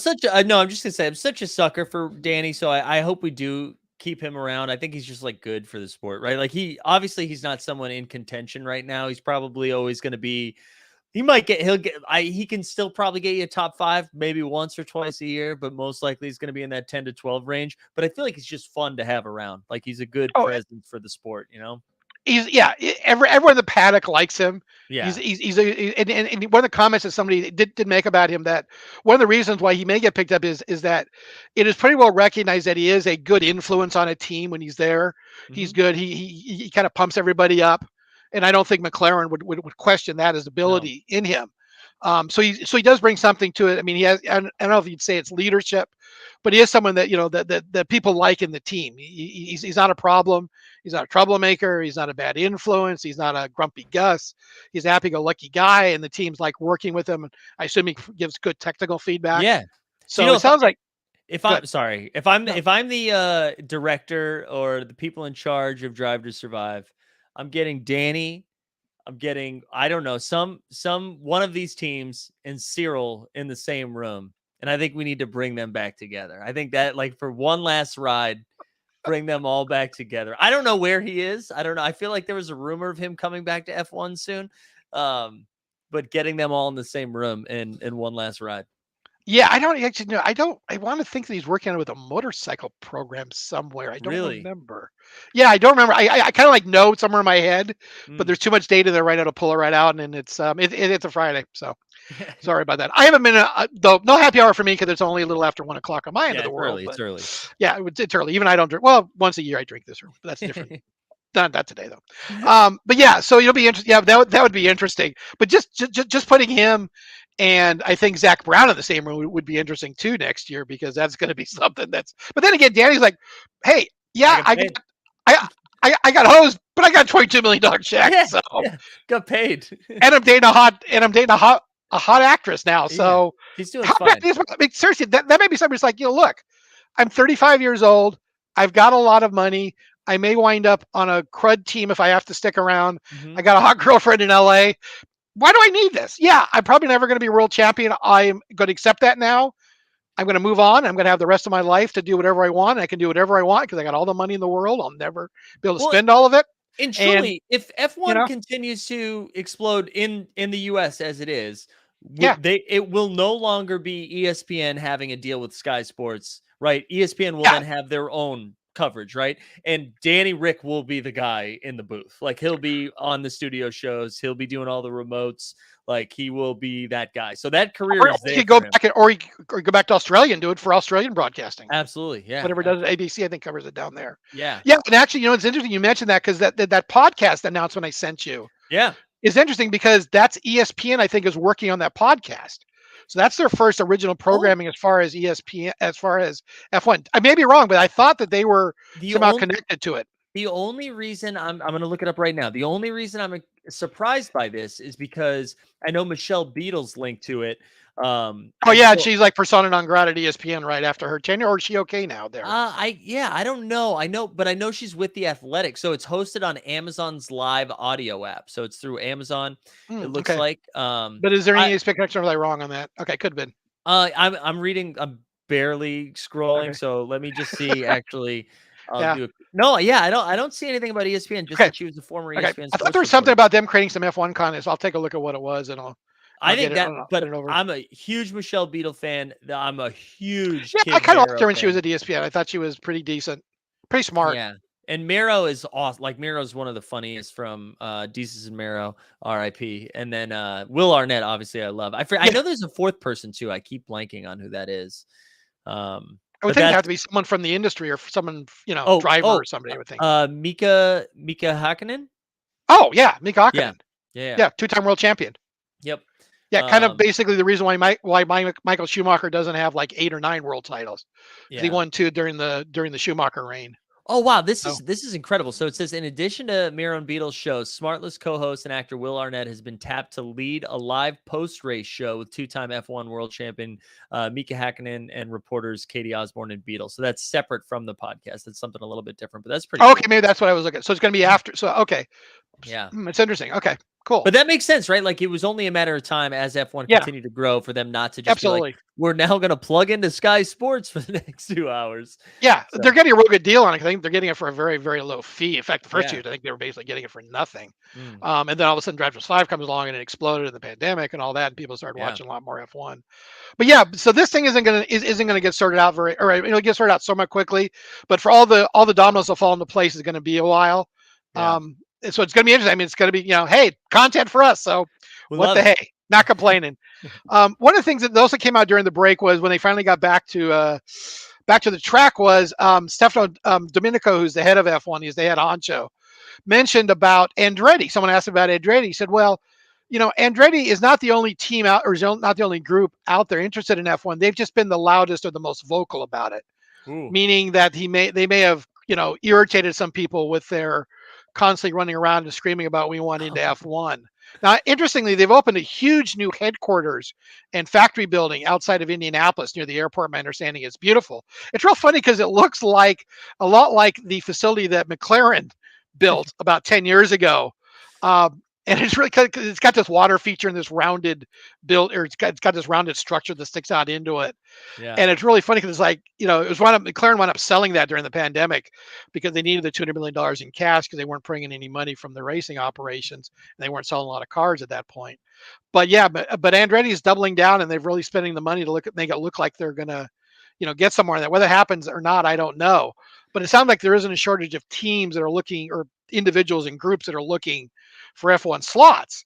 And following on that, it sounds like we may have had one of those announced today, where Audi has announced that they're coming in as a manufacturer for the 2026 season when the new engine regs kick in. Now, that doesn't mean they're going to come in as a new team. That wasn't specified. It was just they were going to be in as a manufacturer. And they actually rolled out this mocked up car that's based on the current design with Audi logos in red, so it looks like an Audi car in it. They had that in the pit lane for photo ops today. But that was one of the things that, like I said, wasn't given out, was whether that's going to be an existing team or a new team, and whether F1 would give them, grant them a franchise for that. There is also a corresponding announcement shortly thereafter that Alfa Romeo will stop being involved with the Sauber team after the end of 2023. Oh wow. And there have been rumors along, because Andretti allegedly was trying to buy Sauber, and there had been rumors that when Audi's name was bandied around, that they might be get in that way by buying the Sauber team at the end of 23 or 24, so they get a year or two under their wings as far as experience for how an F1 team works, because it is a very dynamic program and not and unique to anything that is out there, as many manufacturers like Toyota famously in the early 2000s tried when they threw money into it, and Ford tried back in the 90s. That it's not something you just throw a lot of money at and you bring in some people, in 2 years you're going to win a world championship. Look at Mercedes, even how long it took them to get up to speed. Can I ask, and Sure. this might be a dumb question, is it have we been at 10 teams for quite a while? Yeah, it's been like that for about, I want to say about 15 years now. So do you think it's more likely moving forward that I feel like they wouldn't add one team, they'd add two. It feels weird to go from like 10 to 11, although maybe they would. Do you think it's more likely that they add teams, or that teams cycle out or change, like ownership, leadership, whatever? it could be both. I mean, the main opposition they've got is because they've got a financially stable program now. And actually, it's more than financially stable. It's very lucrative fairly lucrative for the teams. Mm, Maybe not quite as much for Haas as it is for like Mercedes when they win, or for Red Bull. But especially now with the cap, they pretty much know what they're going to spend. They have a decent amount of idea of what they're going to make, so they pretty much know their finances within reason. And then you can add in your sponsorships and stuff to basically figure out where you can whether how you can make a profit or not. Before it used to be unlimited costs, and that kind of made it harder, and you had a very different right. amount. There was at one point in the Concord Agreement, which was the master agreement that governs Formula One between the teams and the FIA, that there are allotments for 12 teams. I don't know if they still have that because they've never filled that out since they signed it. In 25 years ago, there were like probably 18 to 20 teams, or sorry, yeah, there were probably 18 to 20 teams that would try Wow. to qualify for a race. And they actually had so many teams show up for some races in the 90s. You had pre-qualifying, meaning Friday morning you'd go out there, and like if you did, based upon where you were in constructors points, if you had no points and 12 other teams did, then they basically would say, okay, fine, we're going to take 4 teams and let them go into qualifying for the race. Oh, interesting. So yeah, so there are teams that would show up and wouldn't even get to qualify at times. There are also teams that would last 6 races, 8 races. And that's when they started basically putting in financial requirements because they were tired of these teams coming and going, because it kind of made it look like a third-rate sport. Right, and it's like creating way more work for no real upside. Yeah, and you're basically because it's like, look, we're an established team in this sport, but we've got the sport. It's like you don't know them from one year to another. It's like one of those baseball teams that I remember that it used to be the Angels in the 70s was like that. Every year, it was like I would have to relearn all of the, or in the 80s. I'd have to relearn the players because it was like they had like 8 players left from last year's team. Yeah, it's And the that's what Tampa this was Bay like. Rays now. Yeah, that could be true. Yeah, that's Yeah. very true. But yeah, but they had these teams that would come and go literally within a season, and it was kind of crazy on this. So basically that's I think when they came in with the 12 teams. At that point, they had 2 leave, I think, which got BMW left. Mhm. And they're basically, and then they came back later on with Williams, but there's down to 10 teams. They've been like, yeah, for about 15 years. So the point I was going to make was the reason, the caveat, or the hurdle to get it to add more teams is where are you going to add value? Because Right. we have basically a fixed pie of money that we're going to divvy it up amongst 10 teams. If that pie is not going to get any larger, and we're going to add 10, 11 teams, or 12, we're going to have 11 or 12 teams. Well, that pie isn't going to increase by as much as that extra slice is going to cost me. So why do I want to do that? Because right now, obviously they can do it. There's a $200 million fee, which I Right. believe goes to the teams to offset that. And the teams will have at least 1, if not 2 years where they will be self-sufficient, meaning they will not get any prize money. So if somehow you came in the first year and you finished 5th in the constructors title, you would get no prize money for that. It would go down the line to the teams that were there. Oh, that's terrible. That's a Yeah, it is. terrible system. Yeah, it is. But it basically is they don't want fly by night teams. Right. They want financially solvent, secure firms that can do this. So you got to put up $200 million to get in, and B, you've got to basically run off of zero revenue besides maybe getting sponsorship or Yeah. driver's fees for the first 1 or 2 years. I wonder, with potentially a couple of new races, and now I imagine you see some like more and new American money being thrown in. Like, I wonder if that is some of the. I always think of like when an NBA team or NBA talks about expansion, it's always like, well, the new TV deals coming in, new money's coming in, and if all of a sudden, right, like Sky, it's not like Sky Sports is going to stop broadcasting, but if all of a sudden ESPN goes to get broadcasting rights and then goes to get advertising money, and then all of that sudden, like maybe that's how that gets funneled in order to bring on a new team. But that is a good point, right? They're not going to expand for the sake of expansion, right? But the team would have to say, okay, well, see, and to me that's where Andretti has a good argument. It's like, look, ESPN we'd be far more interested in covering this if there's more. Yes, there's Haas, but Andretti's a name. I mean, everybody in America racing knows Andretti. Nobody knows Gene Haas. He's a billionaire because he owns a lot of the machine. He owns a company that makes machines for basically industrial work and milling auto components. And he's a billionaire, but no one really knows him if you're not in the industry or you're not in the, if you're not in that part of the design business in the world. right? Everyone knows Andretti. And you could really see how that could really swell growth in America and maybe get ESPN to basically, sign a deal where they're paying money, and they're paying real money. They're paying $50 million a year. They're paying Right. $100 million. You're like paying for right. And all it takes, Right. right? You're seeing Amazon, and I know it's just a podcast, but you're seeing Amazon get involved in their audio thing. And this is how this shit works, right? If Yeah. Amazon's like, wow, there's money in this, maybe we should try to get the rights so you can watch Absolutely. F1 on Amazon, and then Apple comes over the top, then ESPN comes over the top. Like that's how that happens. If I'm not mistaken, don't they have Amazon bought the Thursday night football rights this year, right?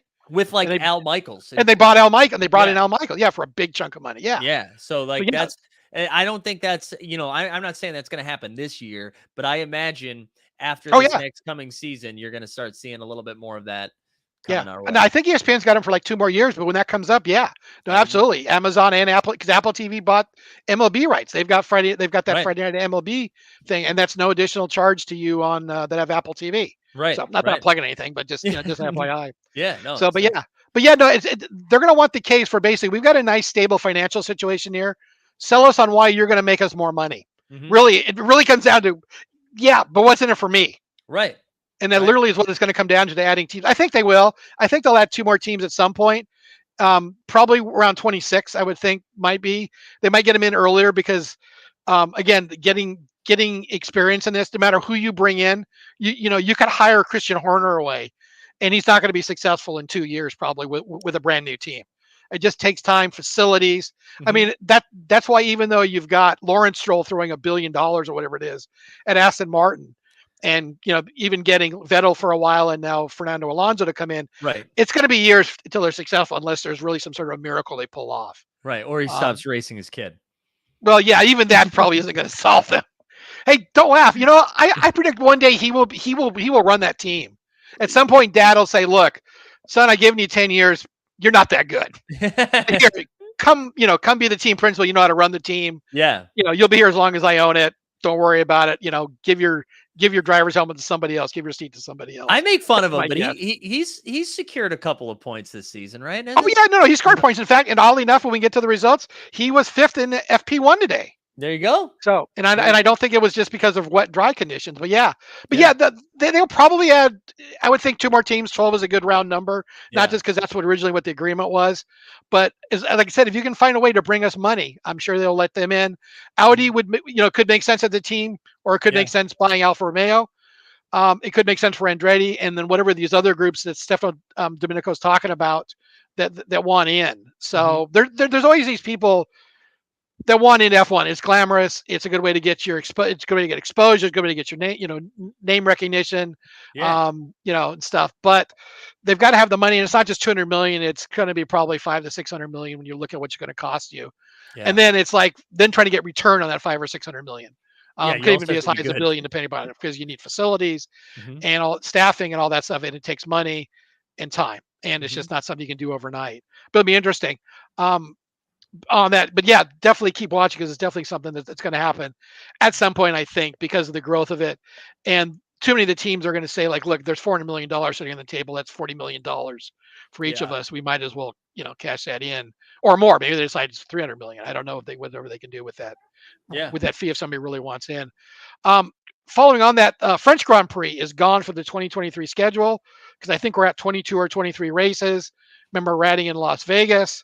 China comes back next year. So French Grand Prix was the odd Grand Prix out. Is Monaco still happening? Yes, Monaco's still happening. Sorry, Mike. Yes, it is. Woo. Yeah. I want to let you know about that. I will definitely feed you any Monaco disappearing rumors. Because yes, the rumor was that of the 3 of France, Spa, and Monaco, one of the 3 would disappear next year, just because of the amount of races they've got. Yeah. And 23 and even 23 is pretty much pushing it. I mean, that roughly averages out to 1 a year for the entire year. Right. Plus you've got a break, and you don't want to start getting too far into the holiday season. Right. I mean, last year they ran to early December. This year, I think they're done right around American Thanksgiving. And you don't want to get too far in, because you already put a lot of stress on these teams. I mean, it's gotten so bad in the last few. I mean, there used to be 12 and 13 races in years. And remember, they went to 16 one year. It's like, oh my gosh, that's unsustainable. We can't go beyond 16. But some of the teams now, a lot of teams, I think, have basically multiple traveling teams now. So it's not the same people going to every race. Oh, they have different crews? Yeah, they have different crews. Now, some of them may overlap if you got key positions, but a lot of them, or they may do their job from a from the home base. They may Mhm. not travel to Singapore. They may do it from their race central headquarters, where they've got these, high tech buildings where they can basically, like, launch control. For example, they run Wow. mission control for the races from there, and what they have is they have data engineers sitting there. I know there have been some races, like, I think Mario Bonato had done that for Ferrari back in the Ferrari headquarters. He was there rather than sitting on the wall at the actual race thing. But yeah, they really basically, because they do really want to have a good work life balance, even though Yeah. they make them work 16 hours a day in many cases. And so they basically kind of doubled up on their traveling teams and stuff. But again, that adds more money to them because they've got whatever it costs them for those people to send them out there, and you've got to hire extra people because if you're going to have two people doing strategy, two people doing race engineering, two people doing test team engineering, et cetera, et cetera. Mhm. But yeah, so 23, so like 22, 23 races, no France next year. We talked about Audi coming in. How that's Yep. going to be is going to be basically fleshed out over time. Whether it's going to be a team or whether it's going to be Alfa Romeo is the top rumor on that. Alfa Romeo out after 2023, which brings us pretty much to Spa at this point and where we are. Mike, have you watched? Well, now Spa is interesting because if you'd watched last year, you wouldn't have seen anything because there really wasn't a race. Well, Uh, Spa was very wet, right? Spa was Very very wet. Yes, very wet. That people go to Spa for the waters, not these kind of waters though. Generally, they're in pools. They weren't falling from the sky all weekend long when you go there. But yeah, no, it was a mess. It was a cluster. Um, it was interesting because, like, okay, if you're if you watch American racing with NASCAR or IndyCar, what happens when you have rainouts in those races? They race the next day. They race Monday usually. Right. Maybe they'll have to postpone the race and do it the following week, or basically, or find a schedule slot. But they generally go the next day unless something really catastrophic happens with the track's not raceable. For some reason, there is no caveat in F1 to do that. They can't race on a Monday. And it's more than just because, well, all the fans go to work on Monday. Understand that happens in NASCAR too. Believe it Yeah. or not, NASCAR fans do have jobs. A lot of people would question that, but they do have jobs from what I understand. Surveys say they do have jobs. They just aren't all unemployed people. So yeah, so they, like, that was just not an option for them. Now I believe they were racing back to back that year, so they didn't really, because they need to get the whole circus to the next stop. But so be it. So they basically ran 3 laps, calling it half points, and just about pissing off the entire world, including people that were there, people that watched on TV for hours and hours, sitting there and got nothing out of it. And it was just a mess. I think George Russell got his first podium because he Mhm. qualified second in the rain, or third, and then got a podium for that, which really wasn't a podium. It was funny because I collect the F1 trading cards that Topps puts out. Oh, nice. They actually did a card. Because I don't know, it was a joke. They actually did a card to the weather in that race. Oh, did they really? Yeah, they said, like, it's like, the race winner, like, Vettel's 300th race. So those are the cards. They'll do 3, 4, or 5 per race on these Tops Now cards. They did one for the weather that week That's pretty funny. because it was such a big story that week. But Oh, yeah, also, sorry, Top Shot Tesla said went to my first NASCAR in Richmond last weekend, and he said he has a job. So there you go. exactly. So see, there you go. See, thank you for verifying that. Data. Always believe in the data. But yeah. So it was a mess last year. Now, Spa's naturally had those kind of problems. Spa can be wet, dry at times, but that's the first time that I can remember in the years and years that I've watched F1 that they've had that kind of a problem. It was a one-off. Mhm. Unfortunately, they get a lot more exposure now with Drive to Survive and everything, and more TV viewers, and they're also drawing more fans because last year was the first year that Spa had been run since 19. Mhm. And there's all this pent-up demand, to me, it is my favorite race. I like Monaco, even though you get zero passing almost. Yeah. Spa is great because it is one of the last tracks where you get a sense you're going somewhere, you're driving somewhere. You're just not doing loops around the same circuit 78 times. Right. You're traveling. You are going through the woods. You're going through, locations. You're traveling from one place to another on it. It's a wonderful track. It's got elevation.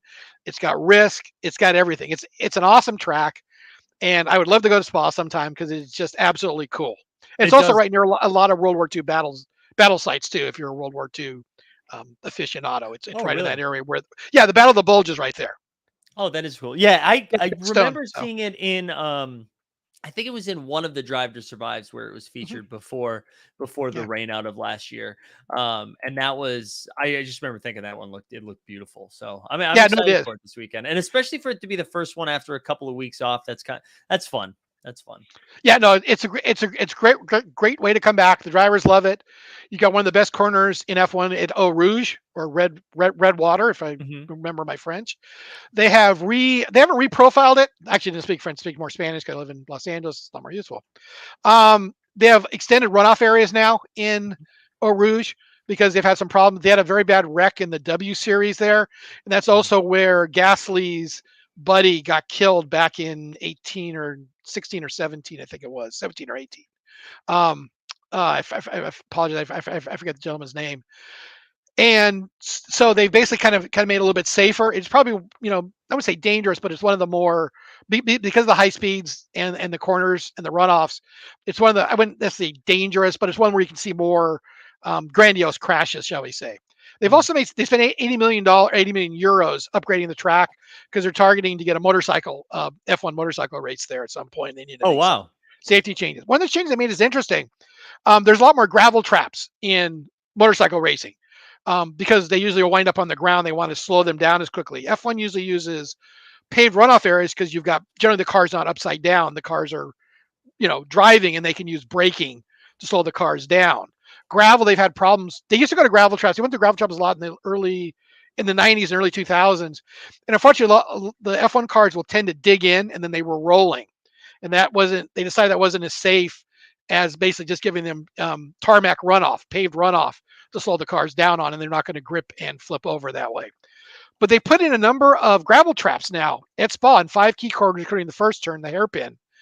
And that's for the motorcycle racing. But it's interesting because there's been a long debate in Formula One about track limits, about where drivers should be allowed to drive before they start getting penalties. And Max Verstappen had been outspoken about it, about basically getting 4 wheels over the white line. That's the quote unquote track boundary. Right. Every series does it a little bit differently, but there's not going to be much of a question now for those corners because you're basically either on the track or you're in the gravel pit. So it's going to heal itself. You're not going to have to worry about it. You're not going to be in the gravel pit because they are small, sharp stones and they will cut tires. And they had a couple of incidents where I don't know if tires went down, but I know that some of the commentators had mentioned they'd walk through the pits between FP1 and FP2, and they saw a couple of tires that had been cut. I don't know if they went flat, but they basically had slashes in them, and they weren't sure if that was because of the curbs or because they went over the gravel. And the gravel is pretty sharp little chunks of gravel. Plus, if you go over it, you could also drag it back onto the track, and then someone can drive over it with a tire and get it and get a flat out of that and have to make a pit stop. So it's probably, the bottom line is you're going to see drivers going off less. They're going to be much more conscious with the gravel traps being right there on the edges. So you'll see track limits question probably being a little bit less at this race. Obviously, every track is different. But here, it's probably not going to be too much of a question about them basically extending track limits because gravel tracks take care of it. And that's what kind of a lot of the people have said, that you really want to get rid of the problem, line everything with gravel traps because they're not going to go into them because it's going to be a penalty where it's kind of going into a bunker in a golf course. Right. It's a penalty whether intended to be or not. So it's going to be a little different track. Weather, we're hoping this weekend is not going to be last rain. year. Yeah, it doesn't look like it. It was kind of wet, dry today. It's supposed to be dry in the morning tomorrow, but it may start getting a little bit, it may rain towards qualifying or may clear up by qualifying. This is an area because it is one of the high points, one of the first high points, and high is relative. It's like probably 2,000 or 3,000 feet at most, that is hit when weather comes off of the Atlantic. So this is kind of like, it's like in California when it hits the Sierra Nevadas, Okay. basically the clouds kind of back up there type of thing. Similar thing here. It's not that high, but it's basically the weather will kind of get back up or caught there. Mhm. And then you can start getting a little microclimate, which you get some weird stuff going on. And, it's an area that has very changeable weather. Plus the track being one of the longest in F1 is kind of a ovalish, paper clip-ish a little bit shape, meaning it's long, meaning there's probably 2 or 3 miles from one end or the other, 2.5 miles from one end to the other of the track. So you can have rain in one area and not rain in another.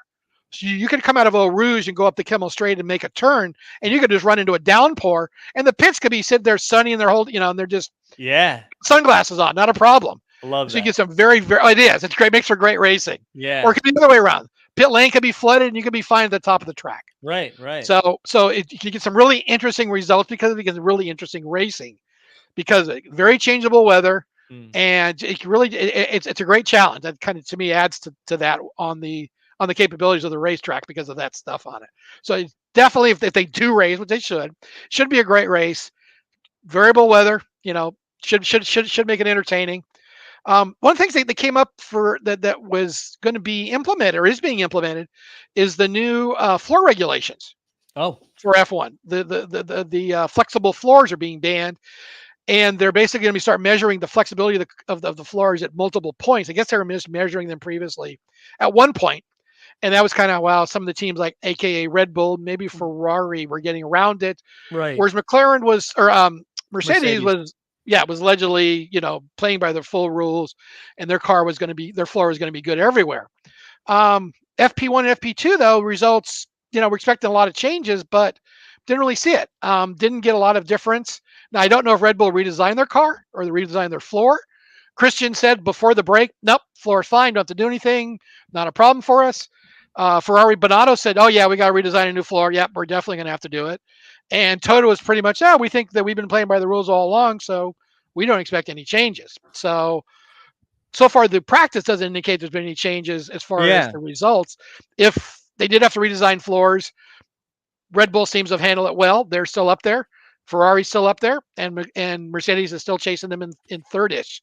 So that Well- doesn't seem to really have changed much. Go ahead. Well, let me ask you this going into Spa with like these new with the new regulation being implemented and not much changing. How do we think Ferrari screws this up this weekend? Like, what is the move that they're going to take that sets them back around like lap 19?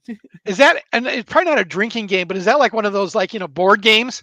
Yeah. Picking it, or how does, or a pool? You Yeah. can do a pool, office pool. Yeah, How will like- Ferrari screw up this week? A, will they win? Yeah. B, will they screw up the pit stop? Yeah. C, will they not put enough fuel in the car? Will D, the- will they put the wrong tires on? Will you know. Leclerc release a guttural sound? Yeah, well, that's almost, yeah. Will someone yell, not now, not now? Yeah. Will they try to make a driver pit while he's trying to pass for the lead? Yeah. What is it? It is. Seriously, it's a pool. We can start a pool on this. We really Hey, by the could. way, fantasy F1. Oh, See if we yeah, can get yeah. any more players in there. Let me grab that link and drop that into the chat. Yeah, so join the Team Hold F1 League. I think I finally passed you, or am I right behind you? I don't remember. I now. definitely haven't updated mine in like 3 weeks. So every time Well, we I didn't. I did for this race because, hey, one of the things actually we need to talk about still is there's driver penalties coming because, but so basically on regulations still to be determined on the flooring whether it makes a change or not. We'll see in so far in practice hasn't been. We'll see in qualifying, but we've got 6 driver with engine penalties coming in this race, including Verstappen, Leclerc, Bottas, Schumacher, Norris, and Ocon. Now, wow. why this race? Well, this is one of the fastest races of the year. So Red Bull figures they're going to take a penalty somewhere because they're probably not going to be able to run to the end with the current allotment. They've pretty much, everybody without an exclusion has used their 3 engines. They've put them into the usable pool. Okay. And they don't think they can race 9 more races with the engines they've got. So they're going to introduce a full new engine and whatever the components they need are at this race. I think Ferrari made a similar decision with Leclerc. This is the fastest race of the year. Speed matters. You really want a fresh engine going around Spa. You're going to probably want a similarly fresh engine going around Monza in a couple of weeks for the Italian Grand Prix. Okay. Next week, they go to Holland for the Dutch Grand Prix. Not quite as important. It's more of a twisty-turny circuit than it is a speed circuit. But Spa's a speed circuit, Monza's a speed circuit. Okay. So you want those there. Plus, it gives you the opportunity, because it is a speed circuit, you can pass there. You can't really pass that much in Holland. So if you've got a fast car, because look what Max did from 10th at Hungary on a track, Right. you can't normally pass on very easily. They think they can get them up into a good points-paying position.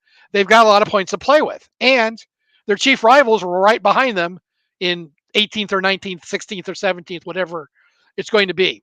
So And by the way, when you have 6 teams taking engine penalties, question is going to be, well, how do you figure out who goes to the back of the back of the back, or the front back, or whatever it is? Right. Who's, let's see, 15, 16, 17, 18, 19, and 20.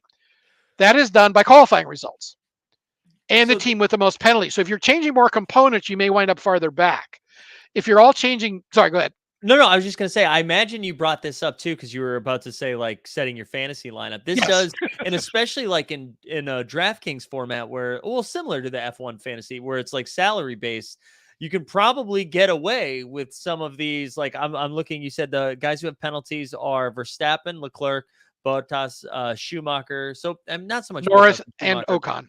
Right, but like the Verstappen, Leclerc, and Norris, especially, are like some of the more pricier ones. Yes. So you might be able to do some weird stuff with like an Alonso, a Yuki, guys like that. Well, Yeah. I shouldn't have said Alonso and Yuki so close to each other, but I feel like Alonso's probably up here and Yuki's down here, but can get away with some cheaper guys because they're going to get a little Yep. bit of a boost this week.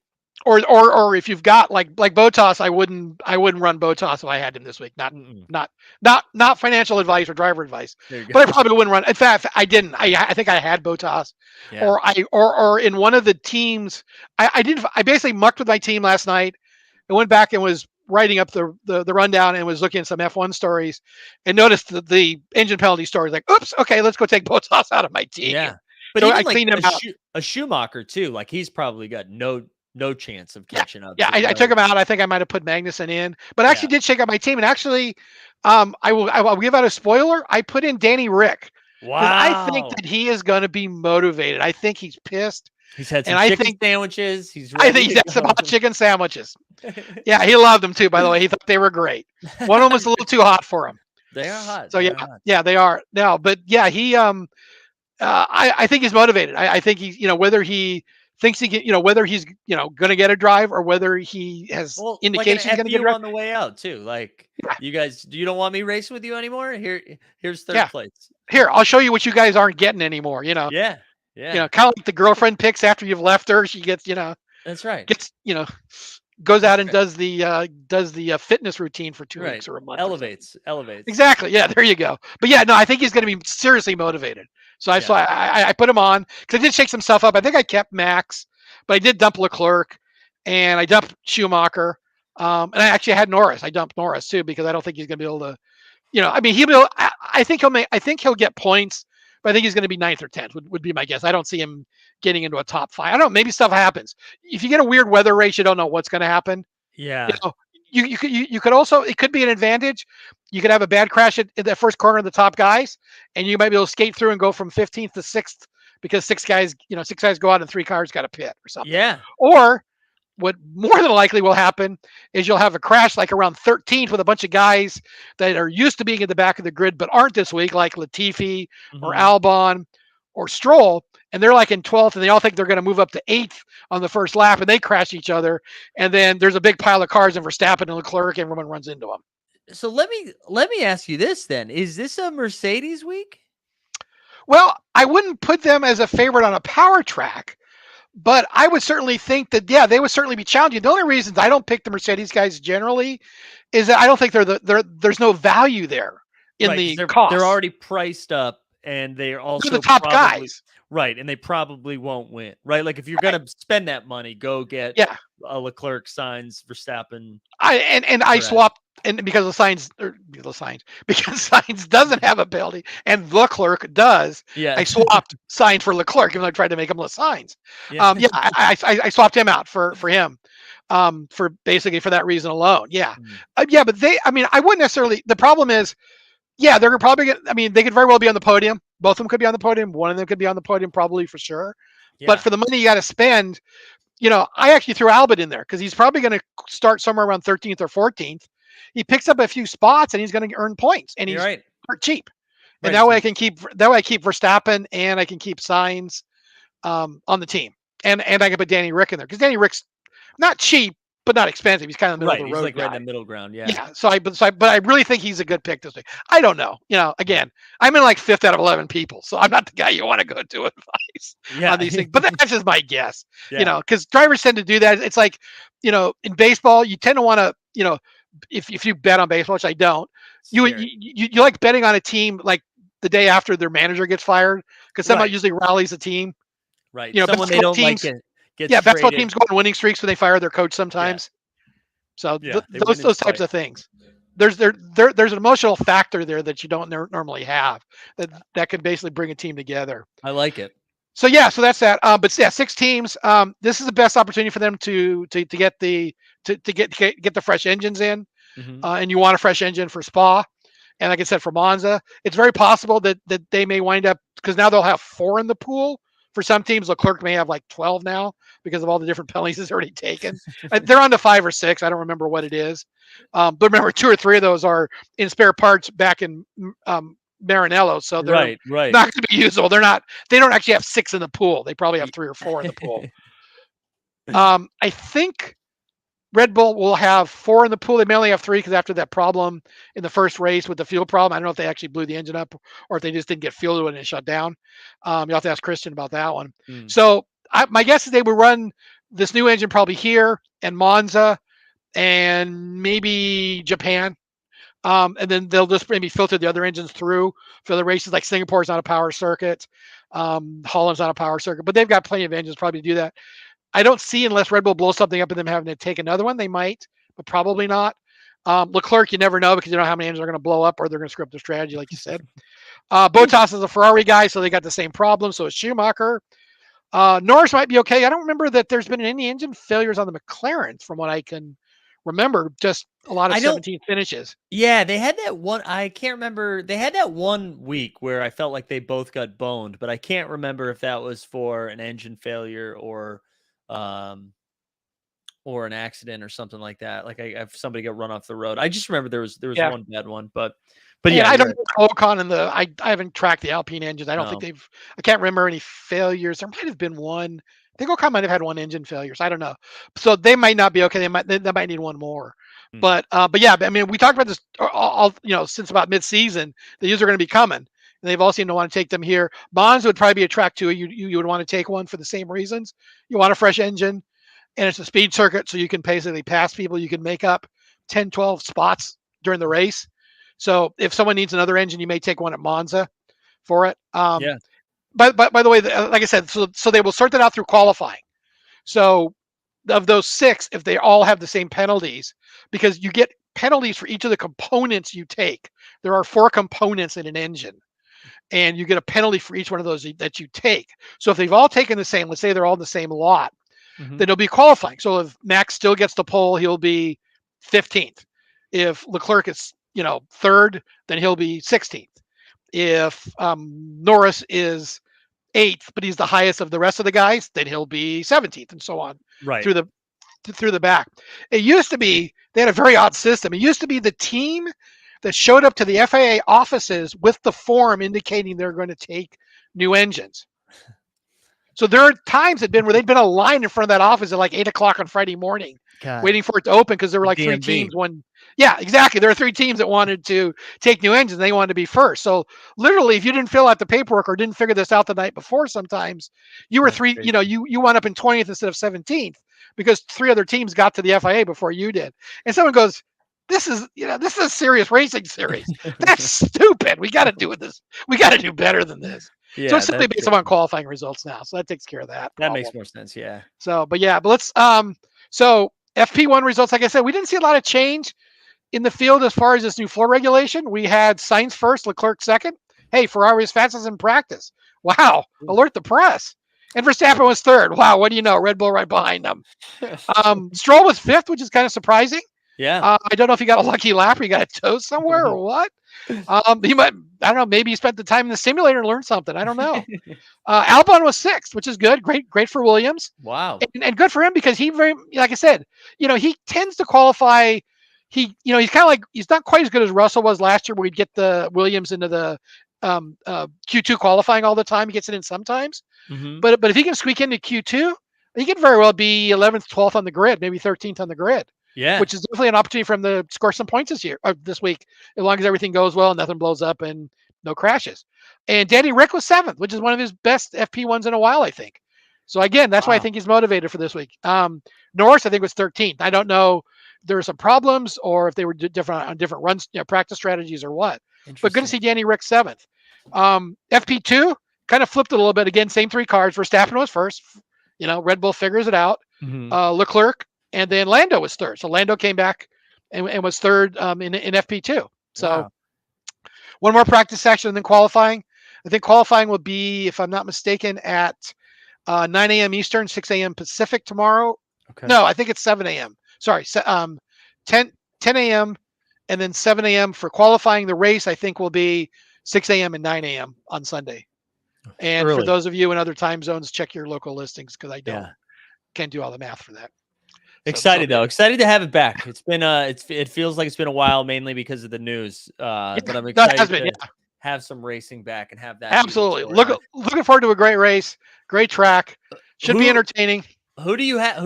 Give me your podium. What do you got? Oh, who's my podium? Boy, that's a good question. Sainz, Russell, and let's give Verstappen a driver of the day and pulls it up from 16th or 15th. 16th. I like that. I was wondering if you're going to throw one of them. I'm going to go. I'm going to go Russell, Ooh, Signs. okay. I so badly want to put Danny Rick in third. There you but do it. I do it. All right, Danny Rick in third. Danny, all right, good third. job. There we go. Good job. There Glad we to hear go. it. Yeah. I was going to Good put job. Hamilton. I feel like we're going to see, I don't know why. I think it's because of the last few weeks where you're just seeing Mercedes chip away while also not having like the vehicles that they're probably pumped about. And I feel like at some point, if this clicks, all of a sudden they're just going to come storming back. I don't think they're catching Red Bull, probably not even catching Ferrari, but I do think there's just like momentum on their side. Well, this is a never-ending cycle because you got next year, and you've always got next year. So Right. whatever you learn this year goes into next year's car. Right. It's a the cars are different from year to year. The engines will be modified, but it's a continuously learning cycle. Yeah. And by the way, one thing to look for: this is I believe it's the 55th anniversary of AMG's founding. It was this weekend 55 years ago, 1967. So they're running Mercedes is running a special livery this week. A throwback historic livery. You'll see the numbers on the car in big round circles. They used to put the numbers on the sides of cars with a circle and like a white circle with a number painted inside of it for easy visibility. It was funny because a lot of the Sky guys are, some of them are a little bit on the older side, and they're like, "This is great. We can actually see the cars and we know who it is." Because right now, what you have to look at, the color of the TV camera on the roll hoop. Right. They paint them a different color. Or the helmets, but at 200 miles an hour, that's a tough grab. That's a tough visual. If you're Martin Brundle and you're 58 years old, your eyes aren't quite as good as they are as when he was a 23-year-old hotshot driver. So. Yeah. Well, James, man, this is great. I'm glad we were able to do this. It was good to be back. Thank you to you and Michal too for carrying the torch last week. Oh yeah, it was fun. Wish he was here today, and we got to start looking at doing a playback at some point. Maybe the USGP, if nothing else. Yeah, absolutely. We'll definitely be down for that. Yeah. I dropped a link. You can see it right there in the chat for the fantasy league. So come join that. Yep, join in. Reset my lineup now, and then do we have a week in between races after Spa? We got back to back. Let's go. So we'll see you next Friday then. Yep. We got Holland next week, and then we've got Monza the week after. Oh, and Monza's a fun one. I'm excited for Monza. Another high-speed track where it kind of looks like you're going somewhere. Yes. Yeah.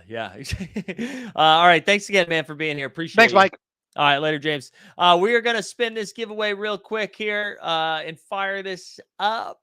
And look, there's only like 24 people here, and you got to be here to win it. So shoot me a DM either at Mike's Carrion or in the Discord. Also, I'm losing my mind right now. It is an absolute downpour, and the sun is shining. Let's go get them rainbows. All right, here we go. Let's spin this thing. I don't even know what you're going to win if you win. I'll find something good for y'all. Who's it going? Who's it going to? Patrick Coyne. Patrick, congratulations. Also, hey, just a reminder, let's look at this real quick for a super draft. We are down to how many? There's only 35 spots left. Let's fill this up so that way we can win big money when the regular season starts. JT Collection says James really got that F1 knowledge. He does, man. I love that James, and when Michal can join, it's such a good crew. I am such like a noob when it comes to a lot of this stuff, but I really love it and I enjoy talking about it. And it's nice having some smart people with good perspective and they know what they're talking about. And then I can just ask questions like, what about Danny being on TV someday? But hey, listen, all right. This is 4 hours of content today. An hour yesterday is 5. I think we did 2 on Wednesday, 7. 2 on Tuesday or 3 on Tuesday. I can't remember. We've done like over 10 hours of content this week. Shout out to Plunge and James for coming on today. Thank you everyone for being here throughout the entire week. Set your lives for Super Draft and OTM Rumble. I hope you guys have a great weekend. We'll be back on Monday. We're going to run all this shit back again next week. Get excited. We are out. Well, the top shot streets are